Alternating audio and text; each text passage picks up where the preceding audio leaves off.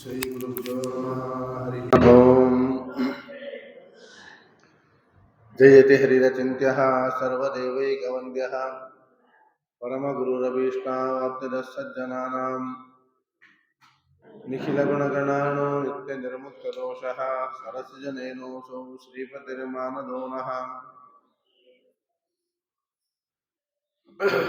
ಧರ್ಮವಿಜ್ಞಾನವೈರಾಗ್ಯಪರಮೈಶ್ವರ್ಯಶಾಲಿನಃ ಆನಂದತೀರ್ಥಭಗವತ್ಪಾದಾನ್ ವಂದೇ ನಿರಂತರಂ. ಆನಂದತೀರ್ಥೋಪದಿಷ್ಟೋ ನಿಧಿರ್ನಾರಾಯಣಾಹ್ವಯಃ ಪ್ರದರ್ಶಿತೋ येन सम्यक् ಏತೀರ್ಥಂ ತಮಾಶ್ರಯೇ. ನೌಮಿನ್ ನ್ಯಾಯಸುಧಾಧಿಕೃತಜಯಮುನಿಂ ಶ್ರೀಪಾದರಾಕ್ಷನ್ಮಣೀನ್ ವ್ಯಾಸಾರ್ಯಾನ್ ವಿವಿಧಾಗಮಾಬ್ಧಿವಿಹರಾನ್ ಶ್ರೀವಾದಿರಾಜಾನಪಿ ವಂದೇ ಹಂಸವರಾನ್ ರಘೂತ್ತಮಗುರುನ್ ವೈದಗ್ಧ್ಯವಾರಾನ್ ನಿಧೀನ್ ಶ್ರೀ ಸತ್ಯವ್ರತ ರಾಘವೇಂದ್ರ ಮುನಿಪಾನ್ ಸದ್ಬೋಧಸಧ್ಯಾನಪಾನ್ ಸತ್ಯಾಭಿಘ್ನಕರಾಬ್ಜೋತ್ಥಾನ್ ಪಂಚಾಶತ್ ವರ್ಷ ಪೂಜಕಾನ್ ಸತ್ಯಪ್ರಮೋದ ತೀರ್ಥಾರ್ಯಾನ್ ನೌಮಿನ್ ನ್ಯಾಯ ಸುಧಾರತಾನ್. ಬಂಧುಸ್ತ್ವಂ ಗುರುರಿಷ್ಟದೇವತಮಿತಿ ತ್ವತ್ಪಾದಪಂಕೇರುಹಂ ಪ್ರಾಪ್ತಂ ಮಾಂ ಪರಿಪಾಲಯೇತಿ ಸತತಂ ಯಾಚೆ ನಿಬದ್ಧಾಂಜಲಿಃ. ಚಿತ್ತಂ ಮದ್ಗುಣದೋಷಚಿಂತನವಿದೋ ನೂನನ್ಮಲಾನ್ವಾಕಥಾಃ ಶ್ರೀ ಸತ್ಯಾತ್ಮಗುರೋರ್ತ್ವದಂಗ್ರೀವರಂ ಹಿತ್ವಾ ನಮೇ ಸದ್ಗತಿಃ. ಆಪಾದಮೌಳಿಪರ್ಯಂತಂ ಗುರುಣಾಂ ಆಕೃತೋ ಸ್ಮರೇತ್ ತೇನ ವಿಘ್ನಾಃ ಪ್ರಣಶ್ಯಂತಿ ಸಿದ್ಧ್ಯಂತು ಚ ಮನೋರಥಾಃ.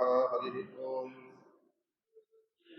ಹರಿಕ್ಷೀರಾಂಬುಧೇ ಸ್ವೈರಂ ಭವಗರ್ಮರಿಪೋರ್ಮನಃ ವಿಹರ ಹರಶ್ಚಿತ್ರ ಚಾರಿತ್ರ ಚತುರೋರ್ಮಿಷು.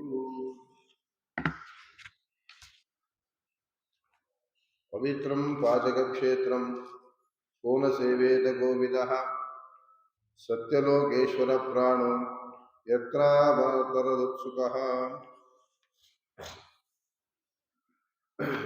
ವಾದರಾಜ ಸ್ವಾಮಿಗಳವರು ಅಲ್ಲಿಯೇ ಪಾಜಕದಿಂದ 1.5 ಕಿಲೋಮೀಟರಷ್ಟು ದೂರದಲ್ಲಿರುವಂತಹ ಕುಂಜಾರುಗಿರಿ ದುರ್ಗಾದೇವಿಯನ್ನು ಸ್ತೋತ್ರ ಮಾಡ್ತಾ ಇದ್ದಾರೆ. ಪರಶ್ವದ ಧನುರ್ಬಾಣ ಗದಾ ತೀರ್ಥೋಪಶೋಭಿತೆ ಗಿರೌ ಯತ್ರ ಸುತ ಪ್ರೇಮ್ಣೆ ವಾಸ್ತೆ ನಿತ್ಯಂ ಹರಿಸ್ವಸ. ಆ ದುರ್ಗಾದೇವಿ ಬೆಟ್ಟದ ಮೇಲೆ ಇದ್ದಾರೆ. ಆ ಬೆಟ್ಟ ವಿಮಾನಗಿರಿ, ಕುಂಜಾರುಗಿರಿ, ಅದು ಅನೇಕ ತೀರ್ಥಗಳಿಂದ ಶೋಭಿತವಾಗಿದೆ ಅಂತ ಹೇಳ್ತಿದ್ದಾರೆ. ಪರಶುರಾಮ ದೇವರಿಂದ ನಿರ್ಮಿತವಾಗಿರುವಂತಹ ಪರಶುತೀರ್ಥ, ಧನುಸ್ತೀರ್ಥ, ಬಾಣತೀರ್ಥ, ಗದಾತೀರ್ಥ ಅಂತೇಳಿ ಹೀಗೆ 4 ತೀರ್ಥಗಳಿಂದ ಕೂಡಿರುವಂತಹ, ಎಲ್ಲ ಸುತ್ತಮುತ್ತಲೇ ಪಾಜಕದ ಅಕ್ಷಯ ಸುತ್ತಲೂ ಇದೆ. ಹಾಗಾಗಿ ಆ ವಿಮಾನಗಿರಿ ಎತ್ತರ ಗಿರವು, ಆ ಕುಂಜಾರಗಿರಿ ಎಂಬ ಬೆಟ್ಟೆಯಲ್ಲಿ ಹರಿಸ್ವಸ ಭಗವಂತನ ತಂಗಿಯಾಗಿರುವಂತಹ ದುರ್ಗಾದೇವಿ ಯಾವಾಗಲೂ ಕೂಡ ಸನ್ನಿಹಿತರಾಗಿದ್ದಾಳೆ. ಯಾಕೆ ಸನ್ನಿಹಿತರಾಗಿದ್ದಾರೆ ಅಂತಂದ್ರೆ ಅದಕ್ಕೆ ಹೇಳ್ತಾರೆ, ಸುತ ಪ್ರೇಮ್ನ ಇವ. ತನ್ನ ಮಗನಾಗಿರುವ ಶ್ರೀಮದಾಚಾರ್ಯರು ಇಲ್ಲಿ ಅವತಾರ ಮಾಡ್ತಿದ್ದಾರೆ. ಹಾಗಾಗಿ ಅವರ ಮೇಲಿನ ಪ್ರೀತಿಯಿಂದ ಅಲ್ಲಿ ನೆಲೆಸಿದ್ದಾರೆ ಅಂತ ಹೇಳ್ತಿದ್ದಾರೆ. ಆ ದುರ್ಗಾದೇವಿ ಸ್ವಯಂ ವ್ಯಕ್ತವ ಅಂತಂದ್ರೆ ಅದಕ್ಕೆ ಹೇಳ್ತಾರೆ, ಪರಶುರಾಮ ದೇವರು ದುರ್ಗಾದೇವಿಯನ್ನು ಪ್ರತಿಷ್ಠಾ ಮಾಡಿದ್ದಾರಂತೆ.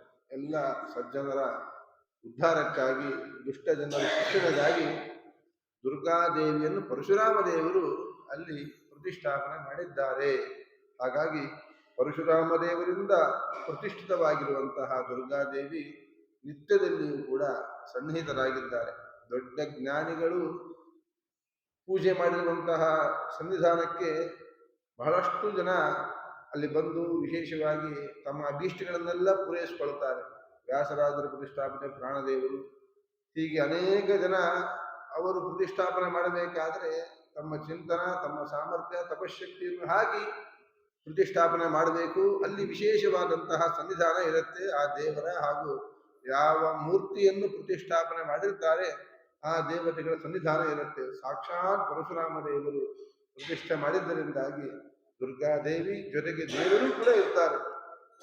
ಕೇವಲ ಲಕ್ಷ್ಮೀ ದೇವಿ ಎಂದೂ ಇರುವುದಿಲ್ಲ, ಭಗವಂತನ ಜೊತೆಗೇನೇ ಇರ್ತಾಳೆ. ಹಾಗಾಗಿ ದುರ್ಗಾದೇವಿ ಅಂತರ್ಯಾಮಿಯಾಗಿರುವಂತಹ ಪರಶುರಾಮ ದೇವರು, ನರಸಿಂಹದೇವರು ವಿಶೇಷವಾದಂತಹ ಸನ್ನಿಧಾನ ಅಲ್ಲಿ ಇದೆ. ಹಾಗಾಗಿ ಅಂತಹ ವಿಮಾನಗಿರಿ ಅತ್ಯಂತ ಶ್ರೇಷ್ಠವಾಗಿದೆ, ಕುಂಜಾರಗಿರಿ ಅತ್ಯಂತ ಶ್ರೇಷ್ಠವಾಗಿದೆ ಅಂತ ಹೇಳ್ತಿದ್ದಾರೆ.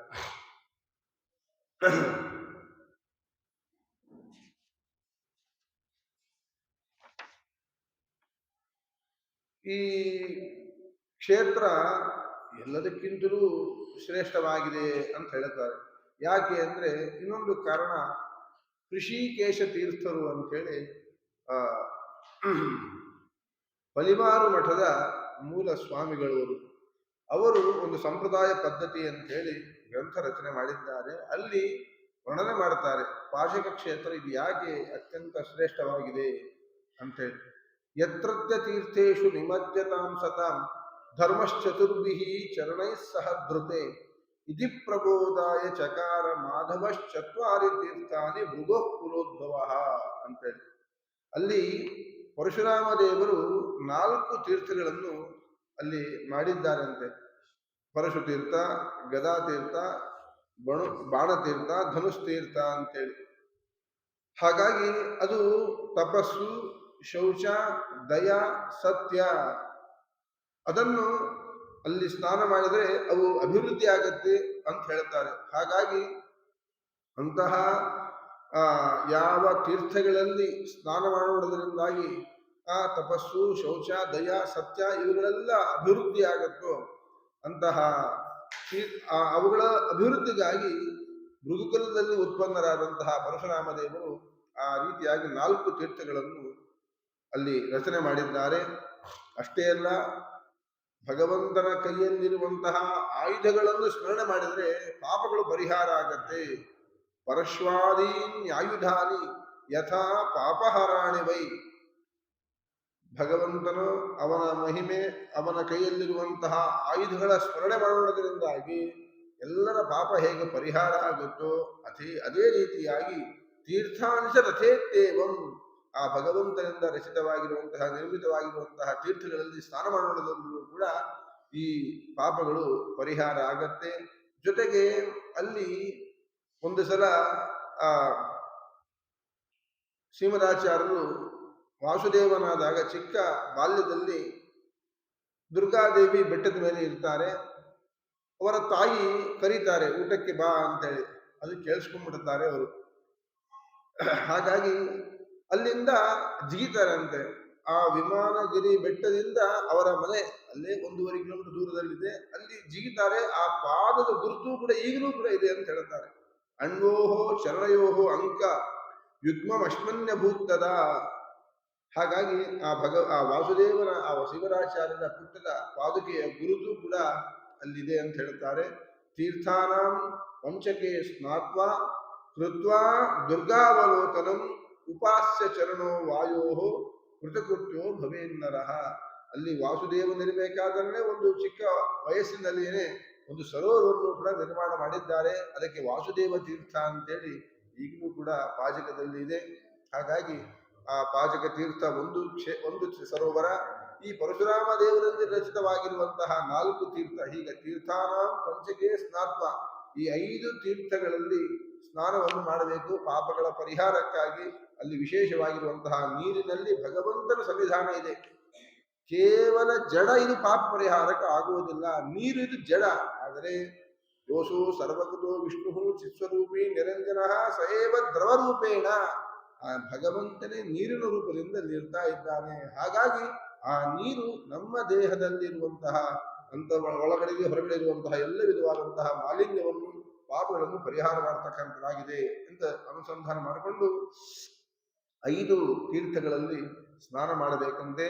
ದುರ್ಗಾದೇವಿಯನ್ನು ದರ್ಶನ ಮಾಡಿಕೊಂಡು ಭಕ್ತಿಯಿಂದ ಪ್ರಾರ್ಥನೆ ಮಾಡಿಕೊಳ್ಳಬೇಕಂತೆ. ಉಪಾಸ್ಯ ಚರಣೋ ವಾಯೋ, ಆ ವಾಸುದೇವನ ಚಿಕ್ಕವಾದಂತಹ ಪಾದದ ಗುರುತು, ಈ ಚಿಹ್ನೆಗಳನ್ನು ಯಾರು ಉಪಾಸನೆ ಮಾಡ್ತಾರೆ, ಈ 5 ತೀರ್ಥಗಳಲ್ಲಿ ಸ್ನಾನ, ದುರ್ಗಾದೇವಿಯ ದರ್ಶನ, ವಾಸುದೇವನಿಂದ ಅಲ್ಲಿ ಇದು ವಾಸುದೇವನ ಪಾದದ ಚಿಹ್ನೆ, ಇವುಗಳನ್ನು ಯಾರು ನೋಡ್ತಾರೋ ಅವರು ಕೃತಕೃತರಾಗ್ತಾರೆ, ಧನ್ಯರಾಗ್ತಾ ಇದ್ದಾರೆ ಅಂತ ಹೇಳ್ತಾರೆ. ಅಷ್ಟೇ ಅಲ್ಲ, ಭಕ್ತಿತ ಸ್ತೃತಯಂ ಕೃತ್ವ ಪ್ರಯಾಗಾರಿ ಸ್ಥಳತ್ರಯೇ ಸತ್ಕರ್ಮಣ ಫಲಂ ಯಸ್ಯಾತ್ ತತ್ರಾಪ್ನೋತಿ ನರೋಧ್ರುವಂ.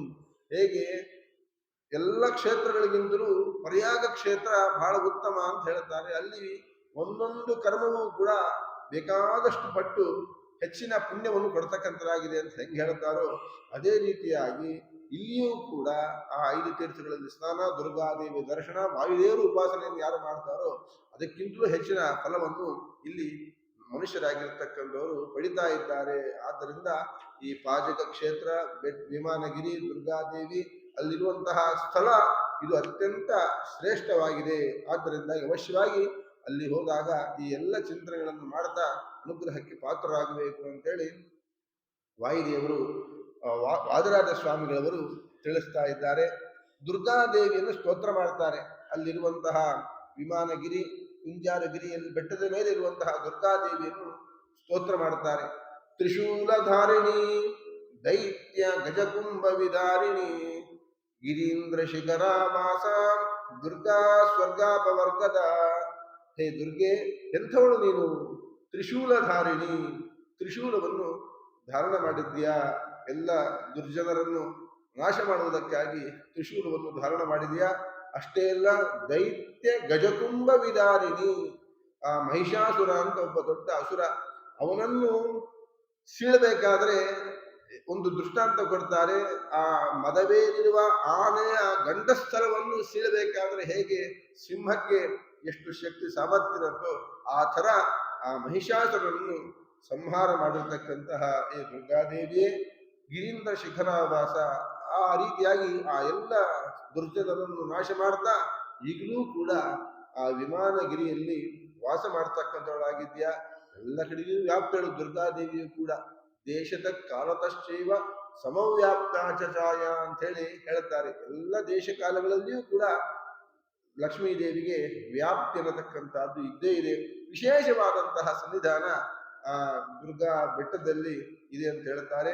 ಅಂತಹ ದುರ್ಗಾದೇವಿ ಸ್ವರ್ಗಾಪವರ್ಗದ, ಯಾರ್ಯಾರು ಜನರು ಬರ್ತಾರೆ ಯೋಗ್ಯರಾಗಿರ್ತಕ್ಕಂಥವರಿಗೆ ಅವರಿಗೆ ಧರ್ಮ, ಅರ್ಥ, ಕಾಮ ಅಂಥೇಳಿ ಹೀಗೆ ಇವುಗಳನ್ನು ಕೊಡ್ತಾರೆ. ಇನ್ನೂ ನಿಷ್ಕಾಮ ಭಕ್ತಿಯಿಂದ ಯಾರು ಮೋಕ್ಷಕ್ಕೆ ಯೋಗ್ಯರಾಗಿರ್ತಾರೆ ಅಂಥವರಿಗೆ ಭಗವಂತನಲ್ಲಿ ಭಕ್ತಿ ಹುಟ್ಟಿಸುವ ಮೂಲಕ ಭಗವಂತನ ದ್ವಾರ ಲಕ್ಷ್ಮೀ ದೇವಿಯು ಕೂಡ ಮೋಕ್ಷವನ್ನು ಕೊಡ್ತಕ್ಕಂಥವಳಾಗಿದ್ದಾಳೆ. ಹಾಗಾಗಿ ಅಂತಹ ದುರ್ಗಾ ಸ್ವರ್ಗಾಪವರ್ಗದ ಲಕ್ಷ್ಮೀ ದೇವಿಯು ಕೂಡ ಮೋಕ್ಷವನ್ನು ಕೊಡ್ತಾಳೆ ಭಗವಂತನ ಆಜ್ಞೆಯಿಂದಾಗಿ. ಇದು ವೇದದಲ್ಲಿ ಹೇಳ್ತಕ್ಕಂಥದ್ದಾಗಿದೆ. ಶ್ರೀಯಂಬಸಾದ ಅಮೃತತ್ವಮಾಯನ್ ಅಂಥೇಳಿ ವೇದದಲ್ಲಿ ಹೇಳಿದ್ದಾರೆ. ಯಾರು ಲಕ್ಷ್ಮೀ ದೇವಿಯನ್ನು ಭಗವಂತನ ಜೊತೆಗೆ ಉಪಾಸನೆ ಯಾರು ಮಾಡ್ತಾರೆ ಅವಶ್ಯವಾಗಿ ಭಗವಂತನ ಅನುಗ್ರಹದಿಂದ ಲಕ್ಷ್ಮೀ ದೇವಿಯು ದುರ್ಗಾದೇವಿಯು ಕೂಡ ಮೋಕ್ಷವನ್ನು, ಅಮೃತವನ್ನು ಕೊಡತಕ್ಕಂಥವರಾಗಿದ್ದಾರೆ.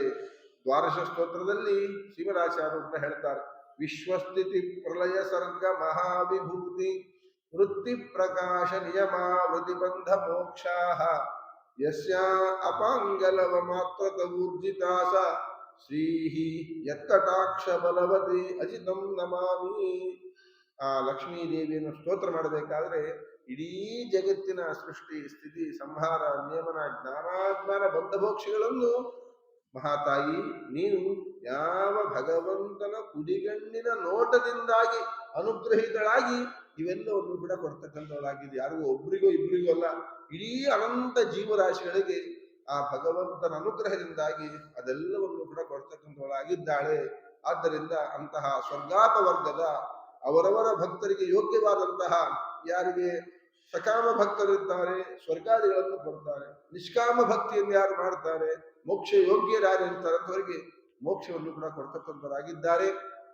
ಇನ್ನೊಂದು ಸ್ತೋತ್ರ ಮಾಡ್ತಿದ್ದಾರೆ. ಪ್ರಳಯೇ ಜಲದುರ್ಗಾಸಿ ಸರ್ಗಾದೋ ಗಿರಿವಿಸ್ತೃತಿ ಇದಾನಿಂ ಸ್ಥಳ ದುರ್ಗಾಸಿ ದುರ್ಗಾತ್ಮಂ ಸದ್ಗುಣಾರ್ಣವೇ. ಈ ದುರ್ಗಾದೇವಿಗೆ 3 ಹೆಸರು ಇದೆ ಅಂತ ಹೇಳ್ತಾರೆ. ಜಲದುರ್ಗ, ಗಿರಿದುರ್ಗ, ಸ್ಥಳದುರ್ಗ ಅಂತೇಳಿ. ಏನಿದು ಜಲದುರ್ಗ, ಗಿರಿದುರ್ಗ, ಸ್ಥಳದುರ್ಗ ಅಂದ್ರೆ ಅದಕ್ಕೆ ಹೇಳ್ತಾರೆ ಪ್ರಳಯೇ ಜಲದುರ್ಗಾಸಿ. ಪ್ರಳಯ ಕಾಲದಲ್ಲಿ ನೀರಿನ ರೂಪದಿಂದ ಇರ್ತಾಳೆ ಅಂತ ಹೇಳ್ತಾಳೆ. ಅನೇಕ ರೀತಿಯಿಂದ ಅರ್ಥ ಮಾಡಿಕೊಳ್ಳಬಹುದು. ಅಲ್ಲಿ ಶ್ರೀ ಭೂ ದುರ್ಗಾ ರೂಪದಿಂದ ಭಗವಂತನ ಜೊತೆಗೇನೇ ಇರ್ತಾಳೆ. ಇನ್ನು ಯಾವ ಜಗತ್ತಿನ ಯಾವ ಕಾರ್ಯವನ್ನೂ ಕೂಡ ಮಾಡುವುದಿಲ್ಲ.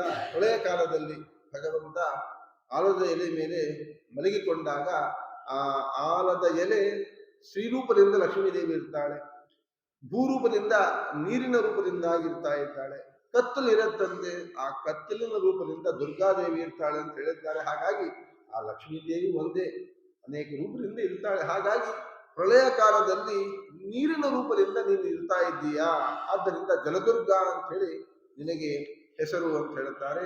ಇನ್ನ ಸೃಷ್ಟಿ ಮಾಡಬೇಕಾದ್ರೆ ಗಿರಿದುರ್ಗ ಅಂತ ಆಗ್ತಾರಂತೆ. ಗಿರಿದುರ್ಗ ಅಂದ್ರೆ ಗಿರಿ ಅಂದ್ರೆ ಮಾತುಗಳು, ಗೀಹಿ ಗಿರೌ ಗಿರಹ ಅಂತೇಳಿ ಗೀರಿ ಶಬ್ದ.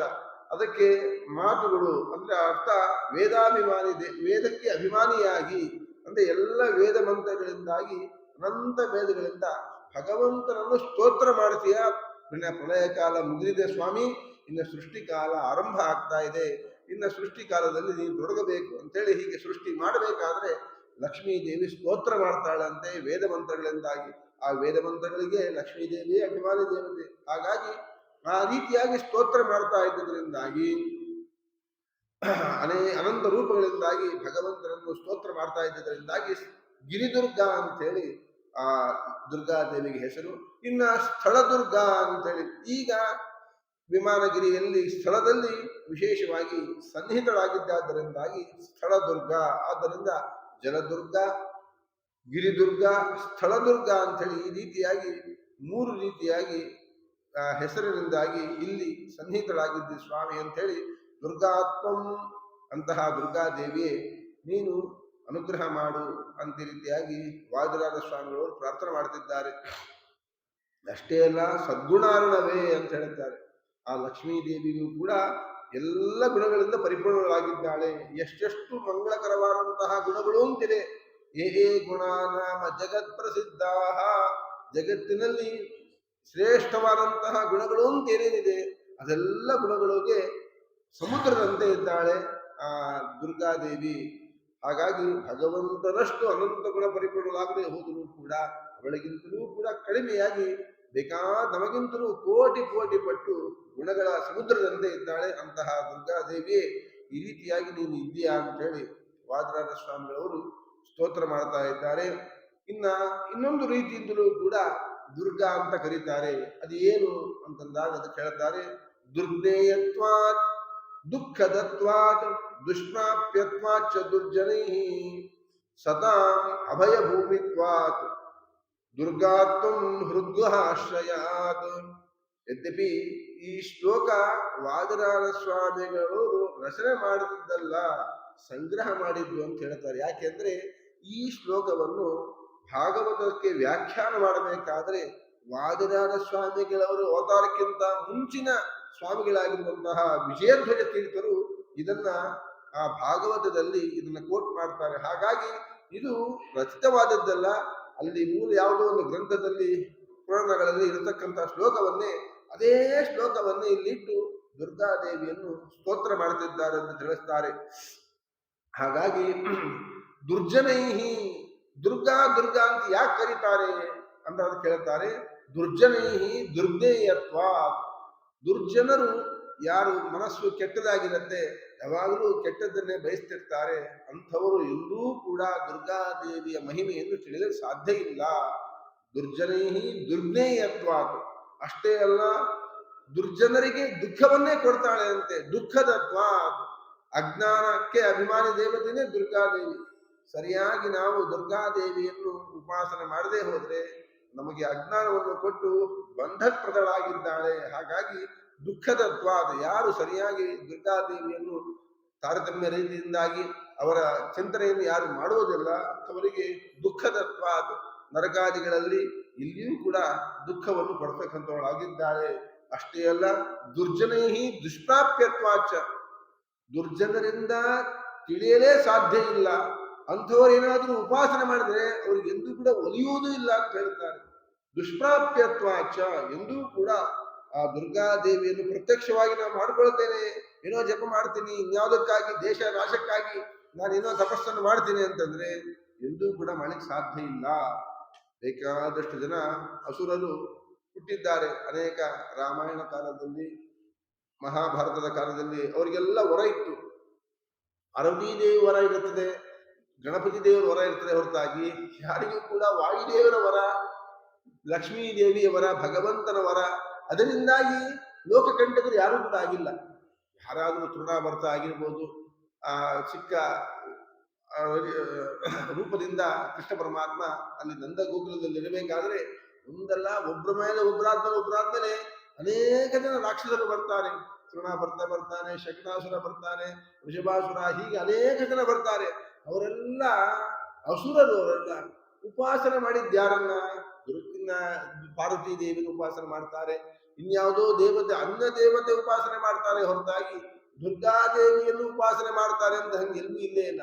ಹಂಗ ಉಪಾಸನೆ ಮಾಡಿತ್ತು ಅಂದ್ರೆ ಅವರು ಎಂದೂ ಕೂಡ ಲೋಕಕಂಟಕರು ಆಗ್ಲಿಕ್ಕೆ ಸಾಧ್ಯವೇ ಇಲ್ಲ. ಹಾಗಾಗಿ ಯಾವ ದುರ್ಜನರು ಕೂಡ ದುರ್ಗಾದೇವಿಯನ್ನು ಉಪಾಸನೆ ಮಾಡಿ ಲೋಕಕಂಟಕರಾಗಿ ಅಸುರರಾಗಿದ್ದಾರೆ ಅಂದ್ರೆ ಅದು ಎಲ್ಲಿಯೂ ಕೂಡ ಪ್ರಸಿದ್ಧಿ ಇಲ್ಲ. ಹಾಗಾಗಿ ಅಂತಹ ದುರ್ಜನರಿಂದ ಎಷ್ಟೇ ತಪಸ್ಸು ಮಾಡ್ತಾರೆ ಅಂದ್ರೆ ತಪಸ್ಸು ಮಾಡಲಿಕ್ಕೆ ಸಾಧ್ಯವೇ ಇಲ್ಲ. ಆ ರೀತಿಯಾಗಿ ಉಪಾಸನೆ ಬುದ್ಧಿನೇ ಕೊಡೋದಿಲ್ಲ ಆ ರೀತಿಯಾಗಿ. ಅಂತಹ ದುರ್ಜನೈ ದುಷ್ಪ್ರಾಪ್ಯತ್ವಾಚ, ಹಾಗಾಗಿ ದುರ್ಜನರಿಂದ ದುರ್ಜ್ಞೇಯ, ದುರ್ಜನರಿಗೆ ದುಃಖವನ್ನು ಕೊಡ್ತಾಳೆ. ಅಂಥವರಿಂದ ಎಂದೂ ಕೂಡ ಅವರಿಗೆ ಪ್ರತ್ಯಕ್ಷವಾಗಿ ವರಾದಿಗಳನ್ನು ಸರ್ವತಾ ಕೊಡುವುದಿಲ್ಲ. ಅಷ್ಟೇ ಅಲ್ಲ, ಸತಾಂ ಅಭಯ ಭೂಮಿತ್ವಾ, ಇನ್ನು ಯಾರು ಯೋಗ್ಯರಿರ್ತಾರೆ, ಭಗವದ್ಭಕ್ತರಿರ್ತಾರೆ, ಅಂಥವರ ಅಜ್ಞಾನವನ್ನು, ಸಂಸಾರವನ್ನು ಕಳೆದು ಅವರಿಗೆ ಅವರ ಹೃದಯದಲ್ಲಿ ಆಶ್ರಯವನ್ನು ತಾವು ಹೃದಯದಲ್ಲಿ ವಿಶೇಷವಾಗಿ ಸನ್ನಿಹಿತರಾಗಿದ್ದು ಅನುಗ್ರಹವನ್ನು ಮಾಡ್ತಾರೆ. ಸದಾಂ ಅಭಯ ಭೂಮಿತ್ವಾತ್ ಹೃದ್ಗಹಾಶ್ರಯಾತ್, ಎಲ್ಲ ಸಜ್ಜನರ ಮನಸ್ಸಿನಲ್ಲಿ ಇದ್ದು ಭಗವಂತನ ಮಹಿಮೆಯನ್ನು ತಿಳಿಸ್ತಾ ಅನುಗ್ರಹ ಮಾಡ್ತಾ ಇದ್ದುದರಿಂದಾಗಿ ಆದ್ದರಿಂದ ನಿನಗೆ ದುರ್ಗಾ ದುರ್ಗಾ ಅಂತ ಹೆಸರು ಬಂದಿದೆ ಅಂತೇಳಿ ವಾದರಾಜ ಸ್ವಾಮಿಗಳವರು ವಿಶೇಷವಾಗಿ ಪ್ರಾರ್ಥನೆ ಮಾಡ್ತಾರೆ. ಶ್ರೀದೇವ ಲೋಕರೂಪೇಣ ವಿಷ್ಣೋಸ್ತಿಷ್ಠತಿ ಸರ್ವದಾ ಅಥೋ ಹಿ ವೈಷ್ಣವಾ ಲೋಕಾ ನಿತ್ಯಾಸ್ತೆ ಚೇತನ ಅಪಿ. ಈ ರೀತಿಯಾಗಿ ಲಕ್ಷ್ಮೀ ದೇವಿನೇ ಅನೇಕ ರೂಪದಿಂದ ಇರ್ತಾ ಇದ್ದಾಳೆ.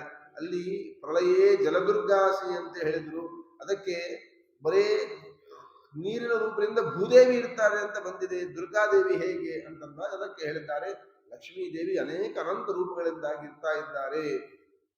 ಅನೇಕ ರೂಪ, ಶ್ವೇತದ್ವೀಪ, ವೈಕುಂಠ, ಅನಂತಾಸನ ಅಂತ ಹೇಳಿ ಹೀಗೆ ಮೂರು ಲೋಕಾತ್ಮಕಗಳಾಗಿ ಲಕ್ಷ್ಮೀ ದೇವಿ, ಆ ಲೋಕವೇ ಲಕ್ಷ್ಮೀ ದೇವಿಯ ಲೋಕ ಅಂತೆ. ಹಾಗಾಗಿ ಅಂತಹ ಲೋಕ ಪ್ರಾಪ್ತಿ ಆಗಬೇಕು ಅಂದ್ರೆ ಸಜ್ಜನರಿಗೆ ಮಾತ್ರ ಆಗಲು ಸಾಧ್ಯ. ಆದ್ದರಿಂದ ಸದಾಂ ಅಭಯ ಭೂಮಿತ್ವಾದು ಹೃದ್ಗಹಾಶ್ರಯ ದುರ್ಗಾತ್ವಂ, ಆದ್ದರಿಂದ ದುರ್ಗಾ ದುರ್ಗಾ ಅಂತ ಹೇಳಿ ಹೆಸರು ಬಂದಿದೆ ಅಂತ ತಿಳಿಸಿ ಈ ರೀತಿಯಾಗಿ ಮೂರು ಶ್ಲೋಕಗಳಿಂದಾಗಿ ದುರ್ಗಾದೇವಿಯನ್ನು ಸ್ತೋತ್ರ ಮಾಡಿದ್ದಾರೆ. ಅಲ್ಲಿಂದ ಮುಂದೆ ವಾದಿರಾಜ ಸ್ವಾಮಿಗಳವರು ಸಂಚಾರ ಮಾಡ್ತಾ ಮಾಡ್ತಾ ಎಲ್ಲೂರು ಅಂತ ಹೇಳಿ ಒಂದು ಕ್ಷೇತ್ರ ಅಂತೆ, ಉಡುಪಿ ಮಂಗಳೂರು ಹೋಗುವ ರಸ್ತೆಯಲ್ಲಿಯೇ 5 ಕಿಲೋಮೀಟರ್ ದೂರದಲ್ಲಿ ಇದೆ ಅಂತ ಹೇಳ್ತಾರೆ. ಅಲ್ಲಿ ಎಲ್ಲೂರು ಅಂತ ಹೇಳಿ ಒಂದು ಚಿಕ್ಕ ಊರು. ಅಲ್ಲಿ ವಿಶ್ವನಾಥ ಸ್ವಾಮಿ ಇದ್ದಾರೆ, ರುದ್ರದೇವರು ಇದ್ದಾರೆ. ಆ ರುದ್ರದೇವರನ್ನು 5 ಶ್ಲೋಕಗಳಿಂದ ಪ್ರಾರ್ಥನೆ ಮಾಡುತ್ತಿದ್ದಾರೆ ವಾದರಾಜ ಸ್ವಾಮಿಗಳವರು. ರಕ್ಷೋ ಗಣ ಕ್ಷಪಣ ದಕ್ಷ ಮಹಾ ತ್ರಿಶೂಲಂ ತ್ರಕ್ಷಂ ವಲಕ್ಷತನು ಉಲ್ಲಸದಕ್ಷಮಾಲಂ ರೂಕ್ಷಾಗ ಶಿಕ್ಷಣ ವಿಚಕ್ಷಣ ಶಕ್ತಿಯೂಥಂ ದಕ್ಷಾದ್ವರಕ್ಷಯದವಾಶ್ರಯ ವಿಶ್ವನಾಥಂ. ಆ ಶಬ್ದ ಪ್ರಾಸು ಬಹಳ ಕಷ್ಟ. ಒಂದಾದ್ಮೇಲೆ ಯಕ್ಷಕಾರ ಬರಬೇಕು ಅಂದ್ರೆ ಅದು ಮಹಾ ಉತ್ತಮ ದೇವತೆಗಳೇ ಅವರೆಲ್ಲ. ಯಾವುದೋ ಒಂದು ರೂಪದಿಂದ ಬಂದು ಇಲ್ಲಿ ಭೂಮಿ ಮೇಲೆ ಅವತಾರ ಮಾಡಿ ಅವರ ಕಾರ್ಯವನ್ನು ತೋರಿಸ್ತಿರ್ತಾರೆ, ಹೊರತಾಗಿ ನಮಗೆ ಸಾಧಾರಣ ಮನುಷ್ಯರಿಗೆ ಆ ರೀತಿಯಾಗಿ ಶ್ಲೋಕ ಹೆಸರು ಮಾಡುವುದು ಕೂಡ ಬಹಳ ಕಷ್ಟ. ದಶಾವತಾರ ಶ್ರುತಿಯಲ್ಲಿ ಒಂದೇ ಸಲ ಪ್ರಾಸ ಅಶ್ವಧಾಟಿಯಲ್ಲಿ ಬರುವ ಹಾಗೆ, ಆಮೇಲೆ ಭಕ್ತಿರಸವಾಗಿ ಪಾಲಯಾಚ್ಯುತ ಅಂತೇಳಿ ಆ ಶಬ್ದಗಳನ್ನು ಅರ್ಥಾನುಸಂಧಾನ ಅಂತೂ ಇನ್ನೂ ಹೆಚ್ಚಿನ ಆನಂದ. ಆ ಶಬ್ದ ಕೇಳಿದ್ರೆ ಸಾಕು ಒಂಥರ ಆನಂದವಾಗ್ತಾ ಇರ್ತದೆ. ಅಂತಹ ವಿಶ್ವನಾಥ ದೇವರನ್ನು ರುದ್ರದೇವರನ್ನು ಸ್ತೋತ್ರ ಮಾಡ್ತಿದ್ದಾರೆ. ಹೇಗಿದ್ದಾರೆ ರುದ್ರದೇವರು? ನಾವು ಸಾಧಾರಣವಾಗಿ ಎಲ್ಲಾದ್ರೂ ರುದ್ರದೇವರ ಮಂದಿರಕ್ಕೆ ಹೋದಾಗ ಒಂದು 2 ನಿಮಿಷ ಆ ರುದ್ರದೇವರನ್ನು ಸ್ತೋತ್ರ ಮಾಡಬೇಕು. ಏನಂತ ಸ್ತೋತ್ರ ಮಾಡಬೇಕು, ಅವರಲ್ಲಿ ಏನೇನು ಗುಣ ಇದೆ ಅದನ್ನು ಇಲ್ಲಿ ಚಿಂತನೆ ತಿಳಿಸ್ತಾ ಇದ್ದಾರೆ. ಆ ತ್ರಿಶೂಲಧಾರಿಗಳಾಗಿದ್ದಾರೆ ರುದ್ರದೇವರು.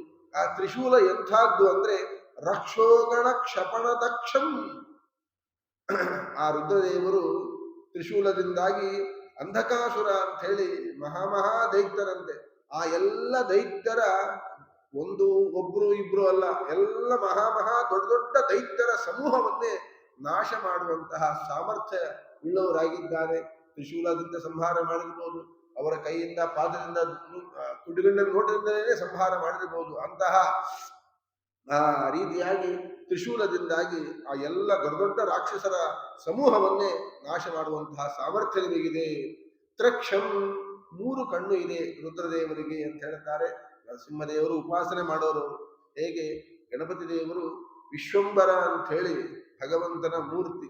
ಆ ಮೂರ್ತಿಯಲ್ಲಿ ಮಧ್ಯದಲ್ಲಿ ಅದು ಗಜಾಕೃತಿಯಾಗಿದೆ ಅಂತೆ, ಆನೆಯ ತರ ಇದೆ. ಅದನ್ನೇ ಉಪಾಸನೆ ಮಾಡ್ತಾ ಮಾಡ್ತಾ ಮಾಡ್ತಾ ಇದ್ದುದರಿಂದಾಗಿ ಗಣಪತಿ ದೇವರಿಗೆ ಆನೆ ಮುಖ ಬಂದಿದೆ ಅಂತ ಹೇಳ್ತಾರೆ. ಹಾಗೆ ಇಲ್ಲಿಯೂ ಕೂಡ ರುದ್ರದೇವರು ನರಸಿಂಹದೇವರು ಉಪಾಸಕರವರು. ನರಸಿಂಹದೇವರಿಗೂ ಕೂಡ ಧ್ಯಾಯೇನ್ ನೃಸಿಂಹಂ ಉರುವುತ್ತರ ರವಿತ್ರನೇತ್ರಂ. ಅವರ ನರಸಿಂಹದೇವರಿಗೂ 3 ಕಣ್ಣಿದೆ. ಹಾಗಾಗಿ ಆ ನರಸಿಂಹದೇವರ ಉಪಾಸನೆಯಿಂದಾಗಿ ಇವರಿಗೂ ಕೂಡ 3 ಕಣ್ಣು ಬಂದಿದೆ. ಯಾರ್ಯಾರು ಭಗವಂತನನ್ನು ಹೇಗೆ ಉಪಾಸನೆ ಮಾಡ್ತಾರೆ, ಯಂ ಯಥಾ ಉಪಾಸತೆ ತತ್ ತಥೈವ ಭವತಿ. ಭಗವಂತನನ್ನು ನಾವು ಹೇಗೆ ಉಪಾಸನೆ ಮಾಡ್ತೇವೆ ಅದೇ ರೀತಿಯಾಗಿ ನಮಗೆ ಭಗವಂತ ಅನುಗ್ರಹ ಮಾಡ್ತಾ ಇದ್ದಾನೆ ಅಂತ ತಿಳಿಸ್ತಾರೆ. ಹಾಗಾಗಿ ತ್ರಕ್ಷಂ 3 ಕಣ್ಣುಳ್ಳವರಾಗಿದ್ದಾರೆ. ಅವರ ದೇಹ, ಅವರ ಬಣ್ಣ ಎಂಥದ್ದು ಅಂತಂದು ಕೇಳ್ತಾರೆ. ವಲಕ್ಷತ ತನು, ಶುಭ್ರವಾಗಿರುವಂತಹ ದೇಹ ಅಂತೆ. ಮತ್ತು ಅವರ ದೇಹದಲ್ಲಿ ಉಲ್ಲಸದ ಅಕ್ಷಮಾಲಂ, ಕಮಲಾಕ್ಷ ಮಣಿಯನ್ನು ಅವರು ಧಾರಣೆ ಮಾಡಿದ್ದಾರೆ. ರುದ್ರಾಕ್ಷಿ ಎಲ್ಲ ದೇವತೆಗಳಲ್ಲಿ ಅಥವಾ ಯಾವುದೋ ಫೋಟೋದಲ್ಲಿ ರುದ್ರಾಕ್ಷ ಮಾಲೆಯಿಂದಾಗಿ ಅಲಂಕಾರ ಮಾಡಿರ್ತಾರೆ. ಆದರೆ ವಾದಿರಾಜ ಸ್ವಾಮಿಗಳು ಹೇಳ್ತಾರೆ ಅವರ ದೇಹದಲ್ಲಿ ಅಕ್ಷಮಾಲಂ, ಕಮಲಾಕ್ಷಮಣಿ ಧಾರಣ ಮಾಡಿದ್ದಾರೆ ಅಂತ ಹೇಳ್ತಾರೆ. ಇನ್ನ ರೂಕ್ಷಾಗ ಶಿಕ್ಷಣ ವಿಚಕ್ಷಣ ಶಕ್ತಿಯೂತಂ. ಮತ್ತೆಂಥವರಾಗಿದ್ದಾರೆ ಯಾರು ರುದ್ರದೇವರನ್ನು ಭಕ್ತಿಯಿಂದ ಆರಾಧನೆ ಮಾಡ್ತಾರೆ ಅಂಥವರ ದೊಡ್ಡ ದೊಡ್ಡ ಪಾಪಗಳು ಅಂತಿದೆ. ಪಾಪಗಳಲ್ಲಿಯೂ ಕೂಡ ತಾರತಮ್ಯ ಇದೆ. ಸ್ವಲ್ಪ ಪಾಪ, ಸ್ವಲ್ಪ ದೊಡ್ಡ ಪಾಪ, ಅದಕ್ಕಿಂತಲೂ ಮಹಾ ದೊಡ್ಡದಾದಂತಹ ಪಾಪಗಳು ಅಂತಿದೆ. ಅಂತಹ ರೂಕ್ಷಾಘ, ಮಹಾ ಕ್ರೂರವಾದಂತಹ ಪಾಪಗಳು ಅಂತೆ. ಪಾಪದಲ್ಲಿ ಕ್ರೂರತ್ವ ಹೇಗೆ ಅಂತ ಕೇಳ್ತಾರೆ. ಆ ಪಾಪದಿಂದ ಏನು ನರಕದಲ್ಲಿ ದುಃಖ ಆಗತ್ತೆ, ಆ ದುಃಖ ಎಷ್ಟೆಷ್ಟು ಜಾಸ್ತಿ ಆಗತ್ತೆ ಅಂತಹ ದೊಡ್ಡ ಪಾಪ ಅಂತ ಹೇಳಿದಲ್ಲ. ಪರಸ್ತ್ರೀ ಗಮನ, ಗುರುದಾರ ಗಮನ, ಕಳ್ಳತನ ಮಾಡುವುದು, ಬ್ರಹ್ಮಹತ್ಯೆ ಮಾಡುವುದು, ಇವೆಲ್ಲ ಮಹಾ ದೊಡ್ಡದಾದಂತಹ ಪಾಪಗಳು. ಅಂತಹ ಪಾಪಗಳ ಸಮೂಹವನ್ನೇ ನಾಶ ಮಾಡುವಂತಹ ಸಾಮರ್ಥ್ಯ ಆ ರುದ್ರದೇವರಿಗಿದೆ. ರೂಕ್ಷಾಗ ಶಿಕ್ಷಣ ವಿಚಕ್ಷಣ ಶಕ್ತಿಯುತಂ. ಭಾರೀ ಸಾಮರ್ಥ್ಯ ಇದೆ. ಅವ್ರಿಗೇನು ಸಾಮರ್ಥ್ಯ ಇದೆ ಅಂತ ವಿಚಾರ ಮಾಡಬೇಡ್ರಿ. ಅವರಿಗೆ ಆ ಎಲ್ಲ ದೊಡ್ಡ ದೊಡ್ಡ ಪಾಪಗಳನ್ನು ನಾಶ ಮಾಡುವಂತಹ ಸಾಮರ್ಥ್ಯ ಆ ರುದ್ರದೇವರಿಗಿದೆ. ಮತ್ತೆಂಥವರು ದಕ್ಷಾದ್ವರ ಕ್ಷಯದಂ, ದಕ್ಷ ಪ್ರಜಾಪತಿಯ ಯಜ್ಞವನ್ನೇ ನಾಶ ಮಾಡಿರ್ತಕ್ಕಂಥವರಾಗಿದ್ದಾರೆ. ವೀರಭದ್ರ ರೂಪದಿಂದಾಗಿ ಆ ದಕ್ಷ ಪ್ರಜಾಪತಿ ಯಜ್ಞವನ್ನು ನಾಶ ಮಾಡಿದ್ದಾರೆ. ಮತ್ತು ಇನ್ನೊಂದು ಅರ್ಥವೂ ಇದೆ, ದಮ್ ಅಂತೇಳಿ. ಆ ದ ಎನ್ನುವುದಕ್ಕೆ ಖಂಡನ ಅಂತಲೂ ಇದೆ. ಆ ರಕ್ಷವನ್ನು, ಆ ಯಜ್ಞವನ್ನು ಪರಿಪೂರ್ಣವಾಗಿಯೂ ಕೂಡ ಮಾಡಿದ್ದಾರೆ ಅಂತೇಳಿ. ಹಾಗಾಗಿ ಬ್ರಹ್ಮದೇವರ ಆಜ್ಞೆಯಿಂದಾಗಿ ಮತ್ತೆ ಅವರಿಗೆ ಅಜಮುಖವನ್ನು ಹಾಕಿ ಆ ಯಜ್ಞವನ್ನು ಕೂಡ ಸಂಪೂರ್ಣ ಮಾಡಿ ದಕ್ಷ ಪ್ರಜಾಪತಿಯನ್ನು ಅನುಗ್ರಹ ಮಾಡಿದ್ದಾರೆ. ಹಾಗಾಗಿ ಅಂತಹ ದಕ್ಷ ಪ್ರಜಾಪತಿಯ ಯಜ್ಞ ನಾಶಕರಾಗಿ ಮತ್ತೆ ಅವರಿಗೆ ಸದ್ಬುದ್ಧಿಯನ್ನು ಕೊಟ್ಟು ಅನುಗ್ರಹವನ್ನೂ ಕೂಡ ಮಾಡಿದ್ದಾರೆ. ಅಂತಹ ರುದ್ರದೇವರನ್ನು ದಕ್ಷಾದ್ವರ ಕ್ಷಯದ ಆಶ್ರಯ ವಿಶ್ವನಾಥಂ, ಇಡೀ ಲೋಕಕ್ಕೆ ಸ್ವಾಮಿಯಾಗಿರುವಂತಹ ಅಹಂಕಾರ ತತ್ವಕ್ಕೆ ಅಭಿಮಾನಿ ದೇವತೆಗಳು. ಸಾಧಾರಣರೆಲ್ಲ ರುದ್ರದೇವರು. ಅನೇಕ ಜನ ರುದ್ರದೇವರ ಬಗ್ಗೆ ವಿಶೇಷವಾಗಿ ಪ್ರಾರ್ಥನೆ ಮಾಡ್ತಾರೆ. ರುದ್ರದೇವರ ಅನುಗ್ರಹ ಇಲ್ಲದೇ ಇದ್ರೆ ನಮಗೆ ಭಗವಂತನ ಉಪಾಸನೆ ಮಾಡಲಿಕ್ಕೆ ಸಾಧ್ಯ ಇಲ್ಲ. ಮನೋನಿಯಾಮಕರಾಗಿದ್ದಾರೆ. ಕೈಲಾಸವಾಸ ಗೌರೀಶ ತೈಲಧಾರೆಯಂತೆ ಮನಸ್ಸು ಕೊಡು ಹರಿಯಲ್ಲಿ ಅಂತೇಳಿ. ಆ ರುದ್ರದೇವರ ಅನುಗ್ರಹ ಇದ್ರೇ ನಾವು ಸರಿಯಾಗಿ ಮನಸ್ಸನ್ನು ನಿಗ್ರಹ ಮಾಡಿಕೊಂಡಿರ್ಲಿಕ್ಕೆ ಸಾಧ್ಯ. ಹಾಗಾಗಿ ವೈಷ್ಣವೋತ್ತಮರಾಗಿರುವಂತಹ ರುದ್ರದೇವರನ್ನು ಅವಶ್ಯವಾಗಿ ನಾವು ಉಪಾಸನೆ ಮಾಡಲೇಬೇಕು, ಅವರನ್ನು ನಾವು ಪಡೀಲೇಬೇಕು ಅಂತ ಹೇಳ್ತಾರೆ. ಮದುವೆಯ ಸಂದರ್ಭದಲ್ಲಿಯೂ ಕೂಡ ಪ್ರತಿಯೊಬ್ಬರಿಗೂ ಕೂಡ ಗೌರೀಹರ ಪೂಜೆಯನ್ನು ಮಾಡಿಸ್ತಾರೆ. ಆ ಕನ್ಯೆಗೂ ಹಾಗೂ ಹುಡುಗನಿಗೂ. ಈಗ ಬರೀ ಗೌರಿ ಪೂಜಾ ಕನ್ಯೆಗೆ ಮಾತ್ರ ಮಾಡಿಸ್ತಾರೆ, ಹುಡುಗನಿಗೆ ಮಾಡಿಸ್ಬಾರ್ದು ಅಂತಲ್ಲ. ಅದು ಮಾಡೋ ಪದ್ಧತಿನೂ ಕಡಿಮೆ ಆಗ್ತಾವಲ್ಲ. ಇಬ್ರು ಅವಶ್ಯವಾಗಿ ಮಾಡಬೇಕು. ಯಾಕೆ ಅಂದಾಗ ಹೊಸದಾಗಿ ಮದುವೆಯನ್ನು ಮಾಡಿಕೊಳ್ಳುತ್ತಾರೆ. ಪರಸ್ಪರ ಇಬ್ಬರಲ್ಲಿಯೂ ಕೂಡ ಸೌಮನಸ್ಯ ಬರುವುದಕ್ಕಾಗಿ ಆ ಪೂಜೆಯನ್ನು ಅವಶ್ಯವಾಗಿ ಮಾಡಲೇಬೇಕು. ಅವತ್ತಿನಿಂದಲೂ ಕೂಡ ಪ್ರತಿನಿತ್ಯದಲ್ಲಿಯೂ ಕೂಡ ಲಕ್ಷ್ಮೀ ಆ ಸ್ತ್ರೀಯರು ಪ್ರತಿನಿತ್ಯದಲ್ಲಿ ಗೌರಿ ಪೂಜೆಯನ್ನು ಮಾಡ್ತಾರೆ. ಕೇವಲ ಗೌರಿ ಪೂಜೆ ಅಷ್ಟೇ ಅಲ್ಲ, ರುದ್ರದೇವರು, ಗೌರಿ ದೇವಿ, ಅಂತರ್ಯಾಮಿ ಆಗಿರುವಂತಹ ಭಾರತೀ ವಾಯು, ಲಕ್ಷ್ಮೀನಾರಾಯಣ ನರಸಿಂಹದೇವರ ಪೂಜೆಯನ್ನು ಕೂಡ ಮನಸ್ಸಿನಲ್ಲಿ ದಿನದಲ್ಲಿಯೂ ಕೂಡ ಸ್ಮರಣ ಮಾಡಬೇಕಂತೆ. ಯಾಕೆ ಅಂದ್ರೆ ಉಮಾ ವೈ ವಾಕ್ ಸಮುದ್ದಿಷ್ಟ ಮನೋರುದ್ರ ಹುದಾಹೃತ. ಉಮಾದೇವಿ ಮಾತಿಗೆ ಅಭಿಮಾನಿ ದೇವತೆ, ರುದ್ರದೇವರು ಮನಸ್ಸಿಗೆ ಅಭಿಮಾನಿ ದೇವತೆ. ಹಾಗಾಗಿ ಮಾತು ಮನಸ್ಸು ಎರಡೂ ಕೂಡ ಚೆನ್ನಾಗಿರ್ಲಿ, ಇಬ್ರು ಪರಸ್ಪರ ಜಗಳಾಡೋದು ಬೇಡ, ಸಂಸಾರದಲ್ಲಿ ಚೆನ್ನಾಗಿ ಇಟ್ಕೊಂಡು ಮುಂದೆ ಭಗವಂತನಲ್ಲಿ ಭಕ್ತಿಯನ್ನು ಮಾಡ್ತಾ ಉಪಾಸನೆ ಮಾಡ್ತಾ ಯೋಗ್ಯ ಜೀವನವನ್ನು ಮಾಡಲಿ ಅಂತೇಳಿ ಆ ರೀತಿಯಾದಂತಹ ಪೂಜೆಯನ್ನು ಮಾಡಿಸ್ತಾರೆ, ಗೌರಿ ಹಾಗೂ ರುದ್ರದೇವರ ಪೂಜೆ. ಹಾಗಾಗಿ ಅವಶ್ಯವಾಗಿ ರುದ್ರದೇವರನ್ನು ನಾವು ಅವಶ್ಯವಾಗಿ ಉಪಾಸನೆ ಮಾಡಲೇಬೇಕು ಅಂತ ಹೇಳ್ತಾರೆ. ಇನ್ನೊಂದು ಶ್ಲೋಕದಿಂದ ಪ್ರಾರ್ಥನೆ ಮಾಡ್ತಿದ್ದಾರೆ. ಹೇಗಿದ್ದಾರೆ ಮತ್ತೆ ರುದ್ರದೇವರು? ಅಂಗಾನುಷಂಗತ ಭುಜಂಗ ಮತುಂಗ ಭೋಗಂ. ಅವರ ದೇಹದಲ್ಲಿ ದೊಡ್ಡ ಹಾವುಗಳಂತೆ, ಆ ಹಾವುಗಳಿಂದಾಗಿ ಅಲಂಕಾರ ಮಾಡಿಕೊಂಡಿದ್ದಾರೆ ರುದ್ರದೇವರು. ಎಲ್ಲ ಅಂಗಗಳಲ್ಲಿಯೂ ಕೂಡ ಕಂಠದಲ್ಲಿ ಹಾವನ್ನು ಹಾಕಿಕೊಂಡಿದ್ದಾರೆ, ತಂಪಾಗಿರುತ್ತೆ ಅಂತ ಹೇಳಿ ಕೇಳಿರ್ತೇವೆ. ಆದರೆ ಎಲ್ಲ ಅಂಗಗಳಲ್ಲಿಯೂ ಕೂಡ ದೊಡ್ಡ ಹಾವುಗಳಿಂದ ಅಲಂಕಾರ ಮಾಡಿಕೊಂಡಿದ್ದಾರಂತೆ. ಅವುಗಳ ಮೇಲೆ ಅಷ್ಟೊಂದು ರುದ್ರದೇವರಿಗೆ ಪ್ರೀತಿ. ನಮಗೆ ಹೆದರಿಕೆ ಅಷ್ಟೇ, ಹಾವು ನೋಡಿದ್ರೆ ಮೈ ಮೇಲೆ ಹಾಕೊಳ್ಳಿಕ್ಕೆ ಬಹಳ, ನೋಡಿದ್ರೆ ಹೆದರಿಕೆ, ಎಲ್ಲಿ ಕಚ್ಚತ್ತೋ ಅಂತೇಳಿ. ಮೈ ಮೇಲೆ ಹಾಕೊಳ್ಳೋದಂದ್ರೆ ಇನ್ನೂ ಪ್ರಾಣ ಹೋಗ್ಬಿಡುತ್ತೆ. ರುದ್ರದೇವರಿಗೆ ಎಲ್ಲಿ ಭಯ? ಹಾಗಾಗಿ ಎಲ್ಲ ಅವಯವಗಳಲ್ಲಿ ದೊಡ್ಡ ಶರೀರವಿರುವಂತಹ ಹಾವುಗಳಿಂದಾಗಿ ಅಲಂಕಾರ ಮಾಡಿಕೊಂಡಿದ್ದಾರೆ. ಅದೊಂದು ಅಲಂಕಾರ ಅದಲ್ಲ. ದೇವತೆಗಳಿಗೆ ಅದು ಯಾವುದೂ ಕೂಡ ಸುಲಭ ದುರ್ಲಭವಾದಂತಹದ್ದಲ್ಲ. ಅಂತಹ ಭುಜಂಗಮ ತುಂಗಭೋಗಂ, ಅವೆಲ್ಲ ಗಟ್ಟಿಯಾಗಿ ಅಲಂಕಾರದಂತೆ ಆ ಹಾವುಗಳಿಂದಾಗಿ ಅಲಂಕೃತರಾಗಿದ್ದಾರೆ ಎಲ್ಲ ಅಂಗಗಳಲ್ಲಿ. ಗಂಗಾ ತರಂಗ ಕೃತಮಂಗಲ ಮೌಲಿ ಭಾಗಂ, ಗಂಗಾ ನದಿಯನ್ನೇ ತಲೆ ಮೇಲೆ ಧಾರಣ ಮಾಡಿದ್ದಾರೆ. ಒಂದು ಸ್ವಲ್ಪ ಬದರಿ ಹೋದಾಗ ತಲೆ ಮೇಲೆ ಒಂದು ಸ್ವಲ್ಪ ನೀರು ಹಾಕಿಬಿಟ್ರೆ ಸಾಕು, ನೆಗಡಿ ಬಂದ್ಬಿಡುತ್ತೆ, ಮುಟ್ಲಿಕ್ಕೆ ಆಗುವುದಿಲ್ಲ, ಬಹಳ ಕಷ್ಟ ಅದು. ಮಜ್ಜನಂ ವಿದಿತ ಶೀತಲ ಗಂಗಾ ವಾರಿ ನಿತ್ಯ ಮರುಣೋದಯ ಕಾಲೇ ಯತ್ ಪುರುಷಂದಿ ನನರಾಹಿಮಭೀತಾಹ. ಅದನ್ನು ಮುಟ್ಲಿಕ್ಕೆ ಆಗೋದಿಲ್ಲ ಗಂಗಾ ನದಿ. ಅಂತಹ ಗಂಗಾ ನದಿಯನ್ನೇ ತಲೆ ಮೇಲೆ ಧಾರಣ ಮಾಡಿಕೊಂಡಿದ್ದಾರಂತೆ. ಗಂಗಾ ತರಂಗ ಕೃತಮಂಗಲ ಮೌಲಿಭಾಗಂ, ತಲೆ ಮೇಲೆ ಗಂಗಾ ದೇವಿಯನ್ನೇ ಧಾರಣ ಮಾಡಿದ್ದಾರೆ. ಅದಕ್ಕೆ ಗಂಗಾದೇವಿ ಉತ್ತಮಳು ಅಂತಲ್ಲ, ಭಗವಂತನ ಪಾದೋದಕ ಇದು. ಯಶ್ರೋತನಿ ಶ್ರುತಸರಿ ಯಶ್ರೋಶನಿ ಶ್ರುತಸರಿ ಪ್ರವರೋದಕೇನ ತೀರ್ಥೇನ ಮೂರ್ಧ್ಯ ಹರಿದುರ್ದೇನ ಶಿವ ಶಿವೋ. ಇದು ಭಗವಂತನ ಪಾದೋದಕ. ಇದರಲ್ಲಿ ಗಂಗಾಯಾಮ್ ಮಾತ್ರ, ಅದು ಗಂಗಾ ಗಂಗೆ ಯೋಸೋ ಸರ್ವಗತೋ ವಿಷ್ಣು ಚಿತ್ಸ್ವರೂಪಿ ನಿರಂಜನ ಸೈವ ಧ್ರುವರೂಪೇಣ ಗಂಗಾಂಬೋ ನಾತ್ರ ಸಂಶಯ. ಭಗವಂತ ನೀರಿನ ರೂಪದಿಂದ ಎಲ್ಲ ಕಡೆಗಿದ್ರು, ತತ್ರಾಪಿ ವಿಶೇಷದಲ್ಲಿ ಗಂಗಾ ನದಿಯಲ್ಲಿ ಭಗವಂತನ ಸನ್ನಿಧಾನ ಇದೆ ಅಂತ ಹೇಳ್ತಾರೆ. ಹಾಗಾಗಿ ಆ ಭಗವಂತನ ಪಾದೋದಕ ಅಂತೇಳಿ ಆ ಗಂಗಾ ನದಿಯನ್ನು, ದೇವಿಯನ್ನೇ ತಲೆ ಮೇಲೆ ಧಾರಣ ಮಾಡಿಕೊಂಡಿದ್ದಾರೆ ಅವರು. ಇನ್ನ ಸಂಗೀತಲೋಲ ಯತಿ ಪುಂಗವ ಗೀತಗಾಥಂ, ಮತ್ತೆಂಥವರಾಗಿದ್ದಾರೆ ರುದ್ರದೇವರು ಅಂತಂದ್ರೆ ಎಲ್ಲ ದೊಡ್ಡ ಸ್ವಾಮಿಗಳು, ಯತಿಗಳು, ಗಂಧರ್ವರು, ಇವರೆಲ್ಲ ಹಾಡನ್ನು ಹೇಳ್ತಾ ಹೇಳ್ತಾ ಆ ರುದ್ರದೇವರನ್ನು ಉಪಾಸನೆ ಮಾಡ್ತಾರೆ. ಅಂತಹ ಚರಿತ್ರೆ ವೇದ ಮಂತ್ರಗಳಿಂದಾಗಿ ರುದ್ರದೇವರನ್ನು ಉಪಾಸನೆ ಮಾಡೋರಿದ್ದಾರೆ. ಹಾಡು ಹೇಳುತ್ತಾ ರುದ್ರದೇವರು ಉಪಾಸನೆ ಮಾಡೋರಿದ್ದಾರೆ. ಎಷ್ಟೋ ಜನ ಗಂಧರ್ವ, ಇವರೆಲ್ಲ ದೊಡ್ಡ ದೊಡ್ಡ ಹಾ ಹಾ ಹೂ ಗಂಧರ್ವರು ಆ ವೇದ ಮಂತ್ರಗಳ ಅರ್ಥಗಳನ್ನೇ ಚಿಂತನೆ ಮಾಡ್ತಾ, ಅನೇಕ ಜನ ಯತಿಗಳು ಕೂಡ ಆ ರುದ್ರದೇವರ ಮಹಿಮೆಗಳನ್ನು ಹಾಡಿನ ರೂಪದಿಂದಾಗಿ ಹಾಡು ಹೇಳುತ್ತಾ ಹೇಳುತ್ತಾ ಉಪಾಸಿತರಾಗಿದ್ದಾರೆ. ಹಾಗಾಗಿ ಅಂಥವರಿಂದಲೂ ಕೂಡ ರುದ್ರದೇವರು ಉಪಾಸಿತರಾಗಿದ್ದಾರೆ. ಮತ್ತೆಂಥವರಾಗಿದ್ದಾರೆ ಗೌರ್ಯಪಾಂಗ ರಸಂ, ದುರ್ಗಾದೇವಿ ಗೌರಿ ದೇವಿ ತೊಡೆ ಮೇಲೆ ಕುಳಿತುಕೊಂಡು ನೋಡ್ತಾ ಇದ್ದಾರಂತೆ ಭಕ್ತಿಯಿಂದ, ಎಷ್ಟು ನಮ್ಮ ಯಜಮಾನರು ಇವರು ಅಂತೇಳಿ. ಹಾಗಾಗಿ ಆದರಪೂರ್ವಕವಾಗಿ ಗೌರಿ ದೇವಿ ಭಕ್ತಿಯನ್ನು ಮಾಡ್ತಾ ಸೇವೆ ಮಾಡ್ತಿದ್ದಾರೆ. ಅಂತಹ ಗೌರಿ ದೇವಿಯಿಂದ ಸಹಿತರಾದಂತಹ ರುದ್ರದೇವರನ್ನು ಅವಶ್ಯವಾಗಿ ನಾವು ಸೇವೆ ಮಾಡಬೇಕು, ಉಪಾಸನೆ ಮಾಡಬೇಕು ಅಂತ ಹೇಳ್ತಾರೆ. ಮತ್ತೆಂಥವರು? ಇಂದ್ರಾದಿ ದೇವ ಗಣವಂದಿತ ಪಾದ ಪದ್ಮಂ.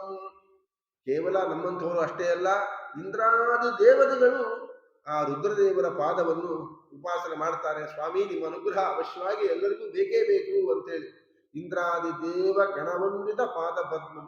ಮತ್ತೆಂಥವರು? ಚಂದ್ರಾರ್ಧ ಚೂಡಮ. ಚಂದ್ರಾರ್ಧ ಚೂಡಂ, ಚಂದ್ರದೇವರನ್ನು ತಲೆ ಮೇಲೆ ಧಾರಣ ಮಾಡಿದ್ದಾರಂತೆ. ಅರ್ಧ ಚೂಡಂ, ಚಂದ್ರಾರ್ಧ ಚೂಡಂ, ಅರ್ಧ ಚಂದ್ರನನ್ನು ಧಾರಣ ಮಾಡಿದ್ದಾರೆ ಅಂತ ಹೇಳಿ.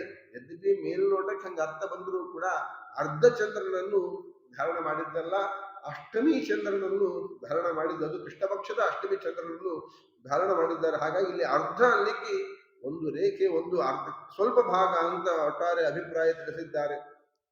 ಹಾಗಾಗಿ ಚಂದ್ರಮಂಡಲದ ಏಕದೇಶವನ್ನು ಮಾತ್ರ ಧಾರಣ, ಬಾಲಚಂದ್ರ ಅಂತ ಹೇಳಿದ್ರೆ ಅದಕ್ಕೆ ಹೆಸರು. ಹಾಗಾಗಿ ಚಂದ್ರಾರ್ಧ ಅಂದ್ರೆ ಅರ್ಧ ಚಂದ್ರ ಅಂತ ಅರ್ಥ ಮಾಡ್ಕೊಳ್ಬೇಡ್ರಿ. ಏಕದೇಶ ಚಂದ್ರನನ್ನು ಮಾತ್ರ ಆ ತಲೆ ಮೇಲೆ ಧಾರಣ ಮಾಡಿದ್ದಾರೆ. ಅಂತಹ ಅರವಿಂದ ದಲಾಯತಾಕ್ಷಂ, ಆ ರುದ್ರದೇವರ ಕಣ್ಣು ಹೇಗಿದೆ ಅಂದ್ರೆ ಕಮಲದ ದಳದಂತೆ ಆ ಕಣ್ಣುಗಳಿದೆ ಅಂತ ಹೇಳ್ತಾರೆ. ಮತ್ತೆಂಥವರು? ಕಂದರ್ಪ ವೈರಿಣಂ, ಮನ್ಮಥನಿಗೇನೆ ಅವರು ವೈರಿಯಾಗಿದ್ದಾರೆ. ಮನ್ಮಥನಿಗೆ ವೈರಿ, ದೇವತೆಗಳಿಗೆ ಶತ್ರು ಅಂತ ಸರ್ವಥ ಅಲ್ಲ. ಆ ಮನ್ಮಥ ರುದ್ರದೇವರ ಮೇಲೆ ತಮ್ಮ ಬಾಣ ಪ್ರಯೋಗ ಮಾಡಿ ಅವರನ್ನೂ ಕೂಡ ಮೋಹಕ್ಕೆ ಸಿಲುಕಿಸೋಣ ಅಂತ ಹೇಳಿ ಪ್ರಯತ್ನ ಪಟ್ಟಾಗ ರುದ್ರದೇವರು ವೈರಾಗ್ಯದ ಮುಂದೆ ಅದು ಯಾವುದೂ ಕೂಡ ಆಗ್ಲಿಕ್ಕೆ ಸಾಧ್ಯ ಆಗಿಲ್ಲ. ಹಾಗಾಗಿ ಕಂದರ್ಪ ಮನ್ಮಥನಿಗೆ ವೈರಿಯಾಗಿದ್ದಾರೆ. ಆ ಅಂತಹ ಕಾಮವನ್ನೂ ಕೂಡ ನಾಶ ಮಾಡತಕ್ಕಂತಹ ಸಾಮರ್ಥ್ಯ ಅವರಿಗಿದೆ. ಅಷ್ಟೇ ಅಲ್ಲ, ನಮ್ಮೆಲ್ಲರ ಮನಸ್ಸಿನಲ್ಲಿರುವಂತಹ ದುಷ್ಟವಾದ ಕಾಮನೆಗಳಿಗೆ ಅವರು ನಾಶಕರಾಗಿದ್ದಾರೆ. ಅಂತಹ ಕಂದರ್ಪ ವೈರಿಣಂ ಅನಿಂದ್ಯಂ, ಅವರು ಎಂದೂ ಕೂಡ ನಿಂದ್ಯರಲ್ಲ, ಅವರು ಸ್ತುತ್ಯರಾಗಿದ್ದಾರೆ. ಅಮಂದ ಬೋಧಂ, ಅವರ ತಿಳುವಳಿಕೆ ಎಷ್ಟಿದೆ ಅಂದ್ರೆ ಸಾಧ್ಯವೇ ಇಲ್ಲ. ಅವರ ತಿಳುವಳಿಕೆ, ಅವರ ಜ್ಞಾನ ಎಷ್ಟಿದೆ ಅಂದ್ರೆ ಅದು ಅಮಂದ, ಅದು ಎಣಿಸಲಿಕ್ಕೆ ಸಾಧ್ಯ ಇಲ್ಲ. ಅಂತಹ ಮಹಾಜ್ಞಾನಿಗಳಾಗಿರ್ತಕ್ಕಂತಹ ದೇವದೇವಂ, ದೇವತೆಗಳಿಗೂ ದೇವರಾಗಿರತಕ್ಕಂತಹ ವಿಶ್ವನಾಥಂ, ವಿಶ್ವನಾಥನಾಗಿರುವಂತಹ ರುದ್ರದೇವರನ್ನು ತಂ ದೇವಂ ಇವಮಾಶ್ರಯ ವಿಶ್ವನಾಥಂ, ಅಂತಹ ರುದ್ರದೇವರನ್ನು ನಾವು ಆಶ್ರಯಿಸಬೇಕು, ಅವರನ್ನು ಹೊಂದಬೇಕು, ಉಪಾಸನೆ ಮಾಡಬೇಕು ಅಂತ ಹೇಳ್ತಾರೆ. ಇನ್ನ ಮತ್ತೊಂದು ಶ್ಲೋಕದಿಂದ ಉಪಾಸನೆ ಮಾಡ್ತಿದ್ದಾರೆ. ಮತ್ತೆಂಥವರಾಗಿದ್ದಾರೆ? ವಂದಾರು ನಾರದ ಸನಂದನ ಮುಖ್ಯ ಯೋಗಿ ವೃಂದೈಹಿ ಪ್ರಬಂಧ ಚರಿತೈಹಿ ಪರಿತಶ್ಚ ಸೇವ್ಯಂ.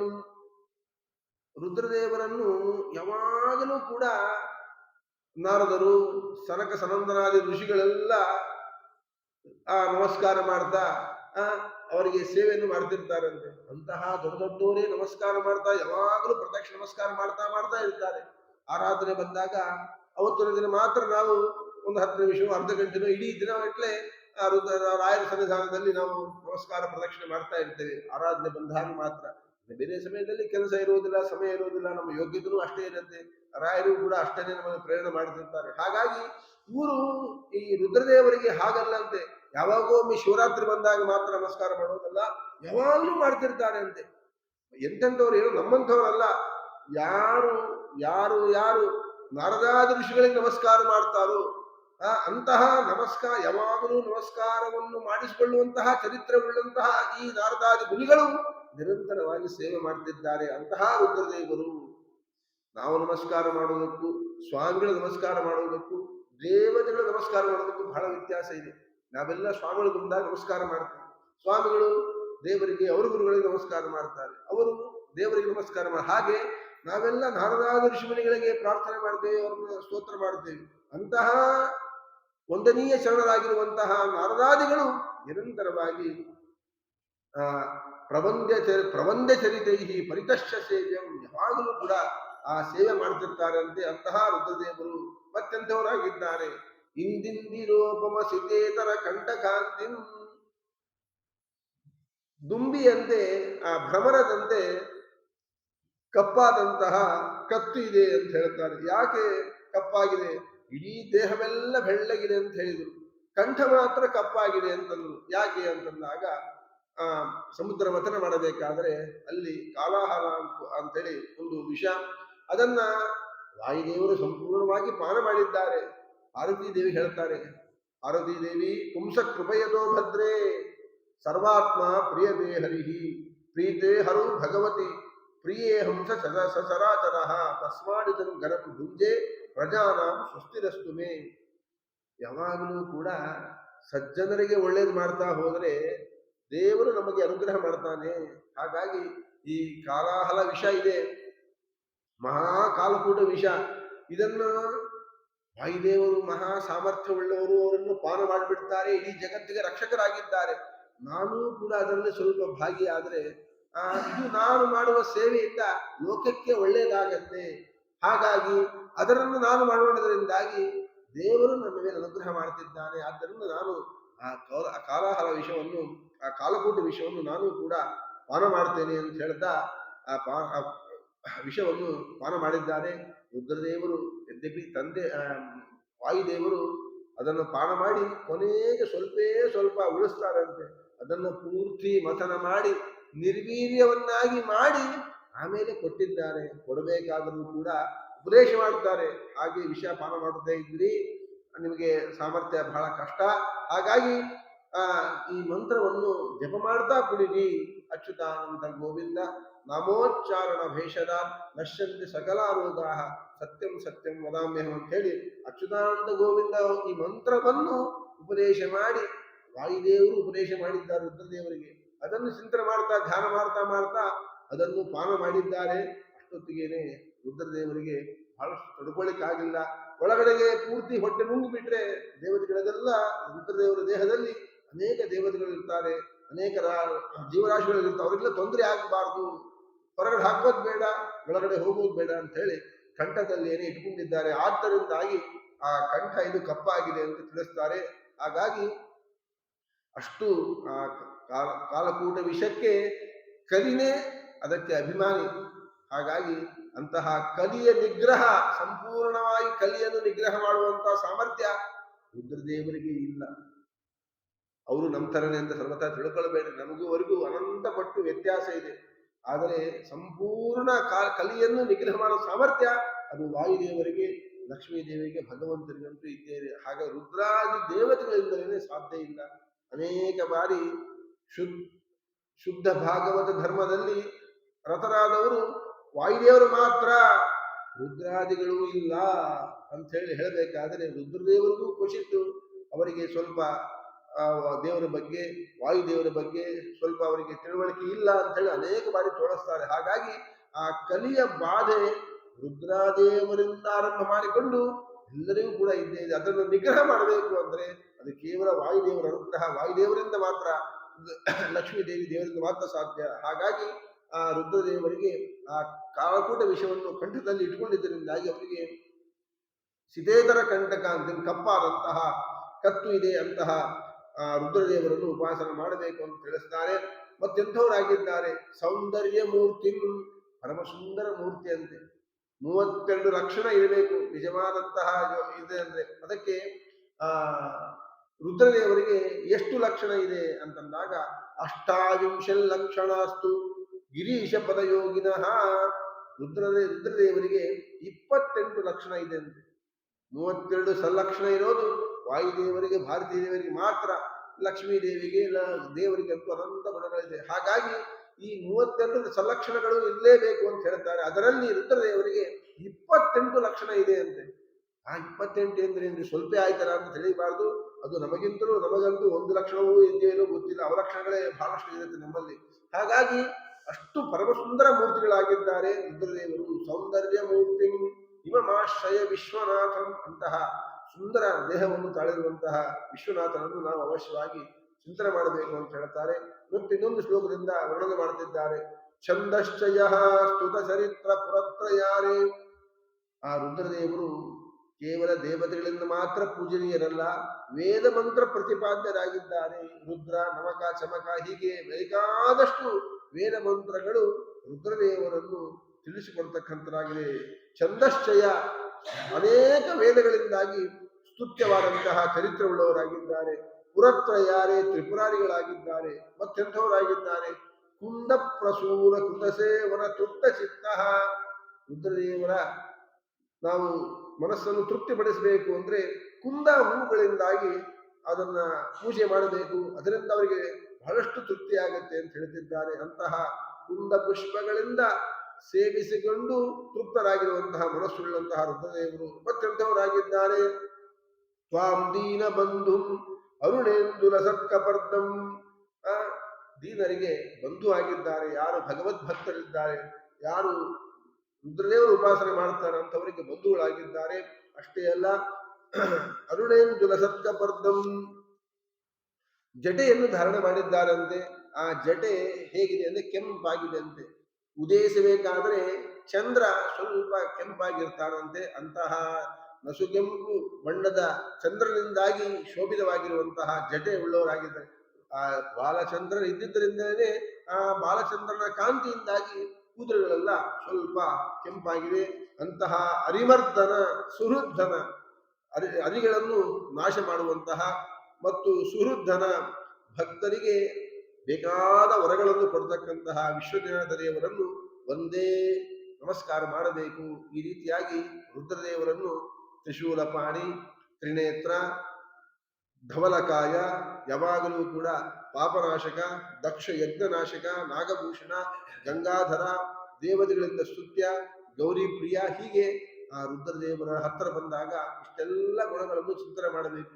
ಈ 5 ಶ್ಲೋಕಗಳಿಂದಾಗಿ ಆ ರೀತಿಯಾಗಿ ರುದ್ರದೇವರನ್ನು ನಾವು ಸ್ಮರಣೆ ಮಾಡಿದಾಗ ರುದ್ರದೇವರ ಅನುಗ್ರಹ ಖಂಡಿತವಾಗಿ ಕೂಡ ಆಗತ್ತೆ ಅಂತೇಳಿ. ಯಾಕೆ ಈ 5 ಮಂತ್ರಗಳಿಂದಾಗಿ ಸ್ತೋತ್ರ ಮಾಡಿದ್ದಾರೆ ಅಂದ್ರೆ, ಒಂದ್ಸಲ ಈ ವಾದಿರಾಜ ಸ್ವಾಮಿಗಳವರು ಅಲ್ಲಿ ಹೋದಾಗ ಕೆಲವೊಬ್ಬರೆಲ್ಲ ಅಡ್ಡೆ ಮಾಡಿದ್ರಂತೆ. ಆ ಎಲ್ಲೂರಿಗೆ ಹೋದಾಗ ಅಲ್ಲಿರ್ತಕ್ಕಂಥ, ಇಲ್ಲ ನೀವು ಒಳಗೆ ಬರೋ ಹಾಗಿಲ್ಲ ಅಂಥೇಳಿ ರುದ್ರದೇವರ ದರ್ಶನಕ್ಕೆ ತೊಂದರೆ ಕೊಟ್ಟಾಗ ಆಗ ರುದ್ರದೇವರ ಸ್ತೋತ್ರ ಮಾಡಿದ್ದಾರೆ ವಾದಿರಾಜ ಸ್ವಾಮಿಗಳವರು 5 ಮಂತ್ರಗಳಿಂದಾಗಿ, ಶ್ಲೋಕಗಳಿಂದ. ತಕ್ಷಣದಲ್ಲಿಯೇನೆ ಗರ್ಭಗುಡಿ ತೆಗೆದು ರುದ್ರದೇವರು ದರ್ಶನ ಕೊಟ್ಟಿದ್ದಾರೆ ಅಂಥೇಳಿ ಆ ಟಿಪ್ಪಣಿಕಾರರು ತಿಳಿಸ್ತಾ ಇದ್ದಾರೆ. ಅಷ್ಟೇ ಅಲ್ಲ, ಈ ವಿಶ್ವನಾಥ ದೇವರು ಸ್ವತಃ ತಾವಾಗಿಯೇನೆ ಉದ್ಭವಿಸಿರುವಂತಹ ಸ್ಥಳ ಅಂತ ಹೇಳ್ತಾರೆ. ಅದು ಯಾರೋ ಪ್ರತಿಷ್ಠೆ ಮಾಡಿದ್ದಲ್ಲ. ಅದು ಒಬ್ಬ ಶೂದ್ರ ರಾಜ ಆಗಿನ ಕಾಲದಲ್ಲಿ, ಅವರ ಕಾಲದಲ್ಲಿ ಈ ಒಬ್ಬ ಕುಂದವರ್ಮ ಅಂತ ಹೇಳಿ ಒಬ್ಬ ರಾಜ ಅಂತೆ. ಅವನು ಆ ದೇವಾಲಯವನ್ನು ನಿರ್ಮಾಣ ಮಾಡಿದ್ದಾನೆ. ಮೊದಲೇನೇ ಉದ್ಭವವಾಗಿತ್ತು. ಅಂತಹ ರುದ್ರದೇವರ ಮೇಲೆ ಒಂದು ಆಲಯ ಕಟ್ಟಬೇಕು ಅಂತ ಹೇಳಿ ಕುಂದವರ್ಮ ಅಂತ ಹೇಳಿ ಆ ರಾಜ, ಅವನು ಆ ರುದ್ರದೇವರಿಗೆ ಮಂದಿರವನ್ನು ಕಟ್ಟಿಸಿದ್ದಾನೆ. ಹಾಗಾಗಿ ಅಲ್ಲಿ ಸ್ವಯಂಭೂ ಆಗಿರುವಂತಹ ರುದ್ರದೇವರು, ಆ ರುದ್ರದೇವರ ದರ್ಶನಕ್ಕೆ ಮಾಡಿ ಈ 5 ಶ್ಲೋಕಗಳಿಂದಾಗಿ ವಾದರಾಜ ಸ್ವಾಮಿಗಳವರು ಅಲ್ಲಿ ಸ್ತೋತ್ರ ಮಾಡಿದ್ದಾರೆ. ಸ್ವತಃ ತಾವೇನೆ ಅಲ್ಲಿ ಲಕ್ಷ್ಮೀ ನರಸಿಂಹದೇವರ ಶಾಲಿಗ್ರಾಮವನ್ನು ಕೂಡ ಇಟ್ಟಿದ್ದಾರೆ ಅಂತೆ. ಕೇವಲ ರುದ್ರದೇವರು ಮಾತ್ರ ಉಪಾಸನೆ ಮಾಡೋದಲ್ಲ, ರುದ್ರಾಂತರ್ಯಾಮಿಯಾಗಿರುವಂತಹ ಭಗವಂತನ ಉಪಾಸನೆಯನ್ನು ನಾವು ಮಾಡಬೇಕು ಅಂತೇಳಿ ಇದೇ ವಾದರಾಜ ಸ್ವಾಮಿಗಳವರು ಸರಸ ಭಾರತಿ ವಿಲಾಸದಲ್ಲಿ ಇನ್ನೂ ವಿಶೇಷವಾಗಿ ಸ್ತೋತ್ರ ಮಾಡ್ತಾರೆ. ಯದ್ಯಪಿ ರುದ್ರದೇವರನ್ನು ಲಿಂಗದಲ್ಲಿ ಮಾತ್ರ ಪೂಜೆ, ಆದರೆ ಚಿಂತನೆ ಮಾಡಬೇಕಾದ್ರೆ ಅವರು ಹೇಗಿದ್ದಾರೆ ಅದನ್ನು ಹೇಳುತ್ತಾರೆ. ಸರಸ ಭಾರತಿ ವಿಲಾಸದಲ್ಲಿ 5 ಮುಖಗಳಿದೆ ಅಂತೆ. ದೇಯ ಪಂಚಮುಖೋ ರುದ್ರ, ಯಾವಾಗಲೂ ಕೂಡ ರುದ್ರದೇವರಿಗೆ 5 ಮುಖ ಇದೆ. ಅವರ ಸಂಪೂರ್ಣ ಆ ಚಿತ್ರಣವನ್ನೇ ನೀವು ಸಾಕಷ್ಟು ಈಗ ಒಂದು ಸುಮಾರು 1 ವರ್ಷ 2 ವರ್ಷ ಕೆಳಗಡೆಗೆ KS ಅವರು ಚಿತ್ರಬಾಳಿಯವರು ಒಂದು ಫೋಟೋವನ್ನೇ ಹಾಕಿದ್ದಾರೆ. ಕರೆಕ್ಟ್ ಆಗಿ ವಾದರಾಜ ಸ್ವಾಮಿಗಳವರು ಹೇಗೆ ವರ್ಣನೆ ಮಾಡಿದ್ದಾರೆ ಅದೇ ತರ ಇರುವಂತಹ ಒಂದು ಚಿತ್ರವನ್ನು ಅದು ಮಾಡಿದ್ದಾರೆ. ನೀವೆಲ್ಲ ನೋಡಿರ್ಬೋದು ಹೇಗಿದ್ದಾರೆ ರುದ್ರದೇವರು. ನಾವು ಆ ಮನಸ್ಸಿನಲ್ಲಿ ಚಿಂತನೆ ಮಾಡ್ತಾ ಹೋದ್ರೆ ಗಂಗಾಧರರಾಗಿದ್ದಾರೆ. ಅಷ್ಟೇ ಅಲ್ಲ, ಆ ಜಟೆಯನ್ನು ಹಾಕಿಕೊಂಡಿದ್ದಾರಂತೆ. 5 ಮುಖಗಳಿದೆ ಅಂತೆ. ಒಂದೊಂದು ಮುಖಕ್ಕೂ ಒಂದೊಂದು ಬಣ್ಣ ಇದೆ ಅಂತ ಹೇಳ್ತಾರೆ. ಒಂದು ಮುಖ ಪೀತವಾಗಿದೆ, ಹಳದಿಯಾಗಿದೆ. ಇನ್ನೊಂದು ಮುಖ ಬೆಳ್ಳಗಾಗಿದೆ. ಇನ್ನೊಂದು ಮುಖ ಕೆಂಪಾಗಿದೆ. ಇನ್ನೊಂದು ಮುಖ ಹಸಿರಾಗಿದೆ. ಹೀಗೆ ಪೀತ, ಶ್ವೇತ, ಅರುಣ, ಹರಿತ್, ಇನ್ನೊಂದು ಮುಖ ಕಪ್ಪಾಗಿದೆ. ಈ ರೀತಿಯಾಗಿ 5 ಮುಖಗಳನ್ನು ಧಾರಣ ಮಾಡಿದ್ದಾರೆ. ಒಂದೊಂದು ಮುಖ ಏನೋ ಕಪ್ಪಾಗಿದೆ, ಒಂದು ಬೆಳ್ಳ ಕೆಂಪಾಗಿದೆ ಅಂದ್ರೆ ಅಸಹ್ಯವಾಗಿದೆ ಅಂತ ತಿಳ್ಕೊಳ್ಬೇಡ್ರಿ. ಬಹಳ ಸುಂದರವಾಗಿದೆ ಅಂತ ಹೇಳ್ತಾರೆ. ಕಮಲದಂತೆ ಅತ್ಯಂತ ಸುಂದರವಾಗಿದೆ. 5 ಮುಖದಲ್ಲಿ ಕೂಡ 3 ಕಣ್ಣುಗಳಿದೆ. ಯಾವುದು ಒಂದು ಮುಖದಲ್ಲಿ ಮಾತ್ರ 3 ಕಣ್ಣಿದೆ ಅಂತ, ಉಳಿದಿದ್ದೆಲ್ಲ ಕಣ್ಣೇ ಇಲ್ಲ ಅಂತ ತಿಳ್ಕೊಳ್ಬೇಡ್ರಿ. 5 ಮುಖದಲ್ಲಿಯೂ 3 ಕಣ್ಣುಗಳಿದೆ. ತ್ರಿನೇತ್ರ ಪಂಕ್ತ್ಯ ಲಸಿತ ಪಂಚವಕ್ತ್ರಂ ಶುಚಿಸ್ಮಿತಂ, ಒಂದು ಮುಖವೂ ಕೂಡ ಮುಗುಳ್ನಗೆಯನ್ನು ಬಿಡಿದೆ ಅಂತೆ. ನೋಡಿದಪ್ಪ ಎಷ್ಟು ಚೆನ್ನಾಗಿದೆ, ನಗನಗತಾ ಇದೆ ಅಂತೇಳಿ. ಮೂರ್ತಿ ಕೆತ್ತನೆ ಮಾಡಬೇಕಾದ್ರೆ ಬಹಳ ಅದಕ್ಕೆ ಲಕ್ಷಣಗಳಿರ್ಬೇಕು. ಆ ಮುಖದಲ್ಲಿ ಮಂದಹಾಸ ಇರಬೇಕು. ಅದು ಬಹಳ ಅವರು ಕೆತ್ತನೆ ಮಾಡೋರಲ್ಲಿ ಪ್ರಾವೀಣ್ಯತೆ ಮಾತ್ರ ಬರ್ಲಿಕ್ಕೆ ಸಾಧ್ಯ. ಇಲ್ಲೇ ಹೋದ್ರೆ ಬರೋದಿಲ್ಲ. ಎಷ್ಟು ಈಗೆಲ್ಲ ಬೇಕಾಷ್ಟು ಪ್ರತಿಭೆಗಳು ಬರ್ತಾ ಇದೆ. ನೋಡಿದ್ರೆ ಅದು ಹೆಣ್ಣು ಮುಖನೋ ಗಂಡು ಮುಖನೋ ಗೊತ್ತಾಗುವುದಿಲ್ಲ. ಆ ಶ್ರೀದೇವಿ ಭೂದೇವಿ ಜೊತೆಗೆ ಇಟ್ಟು ನೋಡಿದ್ರು ಒಂದೇ ತರನೇ ಇರುತ್ತೆ ನಮಗೆ. ಆ ದೇಹ ಆಭರಣಗಳು ವಸ್ತ್ರದ ಮೇಲೆ ಗೊತ್ತಾಗೋ ಇದು ಹೆಣ್ಣು, ಇದು ಹೆಣ್ಣು ಪ್ರತಿಭೆ ಎಂದು ಗೊತ್ತಾವೆ, ಹಾಗೆಲ್ಲ ಇರುತ್ತೆ. ಆದ್ರೆ ಎಲ್ಲ ಮುಖಗಳಲ್ಲಿಯೂ ಕೂಡ ರುದ್ರದೇವರು ಮಂದಹಾಸದಿಂದ ಕೂಡಿಕೊಂಡವರಾಗಿದ್ದಾರಂತೆ. ಊರ್ಧ್ವ ಪುಂಡದರಂ ವಾದರಾಜ ಸ್ವಾಮಿ ಹೇಳ್ತಾರೆ, ಊರ್ಧ್ವ ಪುಂಡದರಂ ಗೋಪೀಚಂದ್ರನಿಂದಾಗಿ ಊರ್ಧ್ವ ಪುಂಡವನ್ನು ಧಾರಣ ಮಾಡಿದ್ದಾರೆ. ಅನೇಕ ಜನ ಅಡ್ಡ ಹಾಕಿಬಿಟ್ಟಿರ್ತಾರೆ, ಆದರೆ ಊರ್ಧ್ವ ಪುಂಡದರಂ ಅಷ್ಟೇ ಅಲ್ಲ, 4 ಭುಜಗಳಿದೆ. ಒಂದೊಂದು ಭುಜದಲ್ಲಿ ಚಕ್ರ ಶಂಖ ಇವುಗಳನ್ನು ಧಾರಣ ಮಾಡಿದ್ದಾರಂತೆ. ಚಕ್ರ ಶಂಖಗಳನ್ನು 2 ಭುಜಗಳಲ್ಲಿ ಧಾರಣ ಮಾಡಿದ್ದಾರೆ. ಇನ್ನೊಂದು ಭುಜಗಳಲ್ಲಿ ಮತ್ತು ಪದ್ಮಾಕ್ಷ ತುಳಸೀಮಾಲ ವಿದ್ಯೋತಿತ ಶಿರೋಧರಂ ಪದ್ಮಮಾಲ ಕಮಲದ ಹೂಗಳು ತುಳಸಿ ಮಾಲದಿಂದಲೂ ಕೂಡ ಆ ಅಲಂಕಾರವನ್ನು ಮಾಡಿಕೊಂಡಿದ್ದಾರೆ. ಎಲ್ಲ ಜಟಗಳಲ್ಲಿ ನೀಲಗ್ರೀವಂ ಕಪ್ಪಾರಂತಹ ಕಂಠ ಇದೆ. ಲಸದ್ರತ್ನ ಭಾಸ್ವರಾಹೀಶ ಭೂಷಣಂ ಆ ಹಾವುಗಳಿಂದಾಗಿ ಅಲಂಕಾರ ಮಾಡಿಕೊಂಡಿದ್ದಾರಂತೆ. ಆ ಹಾವುಗಳು ಕೂಡ ಆ ಹಾವುಗಳ ಮೇಲೆ ಮಣಿ ಇರುತ್ತಂತೆ. ಅವು ಫಳ ಫಳ ಫಳ ಫಳ ಅಂತ ಹೊಳಿತಿರುತ್ತದೆ. ಅದು ಕತ್ತಲೆ ಇದ್ರೂ ಕೂಡ ಅದರ ಬೆಳಕಿನಿಂದಾಗಿ ಎಲ್ಲ ಕಡೆಗೆ ಪ್ರಕಾಶ ಬರುತ್ತಿರುತ್ತದೆ. ಹಾಗಾಗಿ ಅಂತಹ ಲಸದ್ ಭಾಸ್ವರ ಈಶ ಭೂಷಣಂ ರತ್ನ ಭಾಸ್ವರ ಅವುಗಳ ಮೇಲೆ ಭಾರೀ ಬೆಲೆ ಬಾಳುವಂತಹ ಭಾರೀ ಪ್ರಕಾಶಮಾನವಾದಂತಹ ಮಣಿಗಳಿಂದ ಕೂಡಿದ ಹಾವುಗಳಿಂದಾಗಿ ಅಲಂಕಾರ ಮಾಡಿಕೊಂಡಿದ್ದಾರೆ ದೇಹದಲ್ಲಿ. ಮತ್ತು ಕೈಗಳಲ್ಲಿ ಮತ್ತೆ ಧಾರಣ ಮಾಡಿದ್ದಾರಂತೆ. ಮೃಗಶೂಲ ವರಾಭೀತಿ ಹಸ್ತಂ ಸ್ಫಟಿಕ ಸನ್ನಿಭಂ ಒಂದು ಕೈಯಲ್ಲಿ ಮೃಗ ಚಿಹ್ನೆ ಅಂತೆ, ಜಿಂಕಿಯ ಚಿಹ್ನೆ, ಇನ್ನೊಂದು ಕೈಯಲ್ಲಿ ಶೂಲವನ್ನು ಹಿಡಿದುಕೊಂಡಿದ್ದಾರೆ, ಇನ್ನೊಂದು ಕೈಯಿಂದ ವರವನ್ನು ಕೊಡ್ತಿದ್ದಾರೆ, ಇನ್ನೊಂದು ಕೈಯಿಂದ ಅಭಯವನ್ನು ಕೊಡ್ತಕ್ಕಂಥವರಾಗಿದ್ದಾರೆ. ಹೀಗಾಗಿ ಬೇಕಾದಷ್ಟು ಕೈಗಳು. ಒಂದು ಕೈ 2 ಕೈನಲ್ಲಿ ಶಂಖಚಕ್ರ ಧಾರಣ ಮಾಡಿದ್ದಾರೆ ಅಂತಂದ್ರು. ಈ ಇನ್ನು 4 ಕೈಗಳಲ್ಲಿ ಮೃಗ ಶೂಲ ವರ ಅಭಯ ಈ ರೀತಿಯಾಗಿ ಹಸ್ತವನ್ನು ಇಟ್ಕೊಂಡಿದ್ದಾರೆ. ಇಡೀ ದೇಹವೆಲ್ಲ ಬೆಳ್ಳಗಿದೆ. ಸ್ಫಟಿಕ ಸನ್ನಿಭಂ ಗೌರಿ ಮನೋಹರತನು ಗೌರಿ ದೇವಿಯನ್ನು ತೊಡೆ ಮೇಲೆ ಕುಳಿಸಿಕೊಂಡಿದ್ದಾರೆ. ಆಮೇಲೆ ಗೌರ ನಂದೀಶ ವಾಹನಂ ಅವರು ಎದುರ ಮೇಲೆ ಕುಳಿತುಕೊಂಡಿದ್ದಾರೆ. ಬೆಳ್ಳಗಿರುವಂತಹ ನಂದೀಶನ ಮೇಲೆ ಅವರು ಕುಳಿತುಕೊಂಡಿದ್ದಾರೆ. ಅದೇ ವಾಹನನಾಗಿದ್ದಾನೆ. ಆ ರೀತಿಯಾಗಿ ವಾಹನದ ಮೇಲೆ ಕುಳಿತುಕೊಂಡಿದ್ದಾರೆ. ಸದಾ ಧಾತೃ ಬುಧಾಭೀಷ್ಟ ಪ್ರಜಾರೇಕ ಧುರಂಧರಂ ಯಾರ್ಯಾರು ರುದ್ರದೇವರನ್ನು ನಿರಂತರವಾಗಿ ಧ್ಯಾನ ಮಾಡ್ತಾರೆ, ಉಪಾಸನೆ ಮಾಡ್ತಾರೆ ಭಗವದ್ಭಕ್ತರಂತೆಂದು ಅವರಿಗೆ ಅಭೀಷ್ಟವನ್ನು ಕೊಡತಕ್ಕಂಥವರಾಗಿದ್ದಾರೆ. ಹರೇ ಪ್ರಿಯಂ ಧ್ಯಾನರಥಂ ಸ್ವತಃ ತಾವು ಮಾತ್ರ ಧ್ಯಾನಾಸಕ್ತರಾಗಿದ್ದಾರೆ. ಯಾರಿಗೆ? ಭಗವಂತನ ಧ್ಯಾನದಲ್ಲಿ ರತರಾಗಿದ್ದಾರೆ, ಭಗವಂತನಿಗೆ ಅತ್ಯಂತ ಪ್ರಿಯರಾಗಿದ್ದಾರೆ. ಸ್ಮರಾಂ ಯಗಹರಂ ಹರಂ ಯಾರ್ಯಾರು ಸ್ಮರಣೆ ಮಾಡುತ್ತಾರೆ ಅಂಥವರೆಲ್ಲರ ಪಾಪಗಳನ್ನು ಕೂಡ ಕಳೆದವರಾಗಿದ್ದಾರೆ. ಗಿರೀಂದ್ರವಾಸ ಗೌರೀಶ ಪುರನಾಶ ಸತಾಂವಶಾಂ ಹೀಗೆ ಶೂರ ತ್ರಿಶೂಲಧರ ಮಾರ ಮದಾಪಹಾರ ವೀರಾಸಮಸ್ತ ವಿಧಿಪುತ್ರ ವಿಶಾಲ ನೇತ್ರ ಧೀರ್ಮೇಸ್ತು ಧೀರ ಶರಣೆ ದಿನನಾಥ ದೀಪ್ತು ಕ್ರೂರಾಸುರ ಅಸುರೋದರ ವಿದಾರಣ ನಾರಸಿಂಹೇ. ಕೊನೆಯದಾಗಿ ಇಂತಹ ರುದ್ರದೇವರನ್ನು ನಿರಂತರ ಪ್ರಾರ್ಥನೆ ಮಾಡಬೇಕು ಅಂದ್ರೆ ಧೀರ್ಮೇಸ್ತು ಸ್ವಾಮಿ ರುದ್ರದೇವರೇ ನಮಗೆ ಇನ್ನೇನೋ ಲೌಕಿಕವಾದಂತಹದ್ದನ್ನು ಕೊಡಬೇಡ್ರಿ. ನನ್ನ ಮನಸ್ಸು ನಮ್ಮ ಬುದ್ಧಿಯನ್ನು ಭಗವಂತನಲ್ಲಿ, ಯಾವ ಭಗವಂತನಲ್ಲಿ? ಕ್ರೂರಾಸುರ ಉದರ ವಿದಾರಣ ನಾರಸಿಂಹೇ ನಿಮ್ಮ ಉಪಾಸ್ಯ ಮೂರ್ತಿಗಳಾದಂತಹ ನರಸಿಂಹದೇವರಲ್ಲಿ ನಮ್ಮ ಮನಸ್ಸನ್ನು ಕೊಡುವ ಹಾಗೆ ಮಾಡ್ರಿ ಅಂತ ಹೇಳಿ ಇದೇ ವಾದರಾಜ ಸ್ವಾಮಿಗಳವರು ಸರಸಭಾರತಿ ವಿಲಾಸದಲ್ಲಿ ಈ ರುದ್ರದೇವರ ಸ್ತೋತ್ರವನ್ನು ಮಾಡಿದ್ದಾರೆ. ಹಾಗಾಗಿ ಅವಶ್ಯವಾಗಿ ಆ ರುದ್ರದೇವರನ್ನು ಪ್ರಾರ್ಥನೆ ಮಾಡೋಣ. ಅಲ್ಲಿಯೇನೆ ನಂದೀಶ್ವರನಿದ್ದಾನೆ, ನಂದಿಕೇಶ್ವರ, ಅವರನ್ನು ಕೂಡ ಪ್ರಾರ್ಥನೆ ಮಾಡ್ತಿದ್ದಾರೆ. ಆ ನಂದಿಕೇಶ್ವರ ಹೇಗಿದ್ದಾರೆ? ಯಾವಾಗಲೂ ಭಗವಂತನ ಮುಂದೆ ವಾಯುದೇವರು ಅಥವಾ ಗರುಡದೇವರು ಇರ್ತಾರೆ, ಗರುಡಗಮ್ಮ ಅಂತ ಹೇಳಿ ಮಾಡಿರ್ತಾರೆ. ರುದ್ರದೇವರ ಮುಂದೆ ನಂದೀಶ್ವರನು ಇರ್ತಾ ಇದ್ದಾನೆ. ಹಾಗಾಗಿ ಆ ನಂದೀಶ್ವರನನ್ನು ನಾವು ಅವನು ದೇವತೆಯಾಗಿದ್ದರಿಂದಾಗಿ ತಾರತಮ್ಯಕ್ಕೆ ಅನುಗುಣವಾಗಿ ಅವರನ್ನು ಕೂಡ ಪ್ರಾರ್ಥನೆ ಮಾಡಬೇಕು. ಹೇಗಿದ್ದಾರೆ, ಹೇಗೆ ಪ್ರಾರ್ಥನೆ ಮಾಡಬೇಕಿದೆ, ಅವನ ಗುಣ ಎಂಥದ್ದು ಅದನ್ನ ವಾದರಾಜ ಸ್ವಾಮಿಗಳು ತಿಳಿಸ್ತಾರೆ. ಸುಚಾರುಣ ಕರ್ಣ ಲಾಂಗೂಲ ಶೃಂಗಾಗ್ರಿ ಉದರ ಧೃನ್ಮುಖಂ. ಆ ನಂದೀಶ ಎತ್ತಿನ ರೂಪದಿಂದ ಇರ್ತಾನೆ. ಆ ಎತ್ತು ಎಷ್ಟು ಚೆನ್ನಾಗಿದೆ ಅಂದ್ರೆ ಸುಚಾರು, ತುಂಬಾ ಮೃದುವಾಗಿದೆ ಅಂತೆ, ಮನೋಹರವಾಗಿದೆ ಅಂತೆ. ಅವನ ಅವಯವಗಳು ಆ ಎತ್ತಿನ ಅವಯವಗಳು ಯಾವ್ಯಾವುದು ಅಂದ್ರೆ ಕಿವಿ, ಬಾಲ, ಕೋಡು, ಕಾಲು, ಉದರ, ಕಣ್ಣು, ಮುಖ, ಇವೆಲ್ಲ ನೋಡ್ಲಿಕ್ಕೆ ಎಷ್ಟು ಚೆನ್ನಾಗಿದೆ ಇದು ಎತ್ತು, ಎಷ್ಟು ಚೆನ್ನಾಗಿದೆ ವೃಷಭ ಅಂತೇಳಿ ಅನಿಸ್ಬೇಕಂತೆ. ಆ ರೀತಿಯಾಗಿರುವಂತಹ ಕಕುದ್ಮಂತಂ, ಆ ಬೆನ್ನಿನ ಮೇಲೆ ಕಕ್ಕುತ್ತಂತಿರ್ತಾರೆ. ಆ ರೀತಿಯಾಗಿ ಇರತಕ್ಕಂತಹ ಶ್ವೇತ ಬೆಳ್ಳಗಿರುವಂತಹ ಶಂಕರ ವಾಹನಂ ಕಕುದ್ಮಂತಂ ವೃಷಂ ಶ್ವೇತಂ ನೌಮಿ ಶಂಕರ ವಾಹನಂ, ಅಂತಹ ರುದ್ರದೇವರ ವಾಹನವನ್ನು ಕೂಡ ನಾವು ನಮಸ್ಕಾರ ಮಾಡುತ್ತೇನೆ ಅಂತೇಳಿ ತಿಳಿಸ್ತಾರೆ. ಆ ವಿಶ್ವನಾಥನ ದೇವರ ಗುಡಿಗೆ ಹೋಗಬೇಕಾದ್ರೆ ಅಲ್ಲಿ ತುಂಬಾ ಎತ್ತರ ಇತ್ತಂತೆ, ಅದು ರುದ್ರದೇವರ ದರ್ಶನ ಆಗ್ತಿರ್ಲಿಲ್ಲಂತೆ. ಈ ಶ್ಲೋಕವನ್ನು ವಾದರಾಜ ಸ್ವಾಮಿಗಳು ಪ್ರಾರ್ಥನೆ ಮಾಡಿದಾಗ ತುಂಬಾ ಚಿಕ್ಕದಾಗಿ ಆ ರೂಪವನ್ನು ತಾಳಿದೆ ಅಂತ ಹೇಳಿ ತಿಳಿಸ್ತಾ ಇದ್ದಾರೆ. ಅಂತಹ ವಾದರಾಜ ಸ್ವಾಮಿಗಳವರು ಆ ಎಲ್ಲೂರಿನ ವಿಶ್ವನಾಥ ದೇವರನ್ನು ನಂದಿಕೇಶ್ವರನನ್ನು ಕೂಡ ಪ್ರಾರ್ಥನೆ ಮಾಡಿದ್ದಾರೆ. ಅಂತಹ ರುದ್ರದೇವರು ನಿಮಗೂ ಎಲ್ಲರಿಗೂ ಕೂಡ ಭಗವಂತನಲ್ಲಿ ಭಕ್ತಿ, ಎಲ್ಲ ಪಾಪಗಳನ್ನು ಭಗವಂತನಲ್ಲಿ ಭಕ್ತಿ ಕೊಟ್ಟು ಪಾಪಗಳನ್ನು ಪರಿಹಾರ ಮಾಡಲಿ ಅಂತ ಹೇಳ್ತಾ ಭಾರತೀಯ ಮುಖ್ಯ ಪ್ರಣಾಂತರ್ಗತ ಶ್ರೀಕೃಷ್ಣಾರ್ಪಣವಸ್ತು.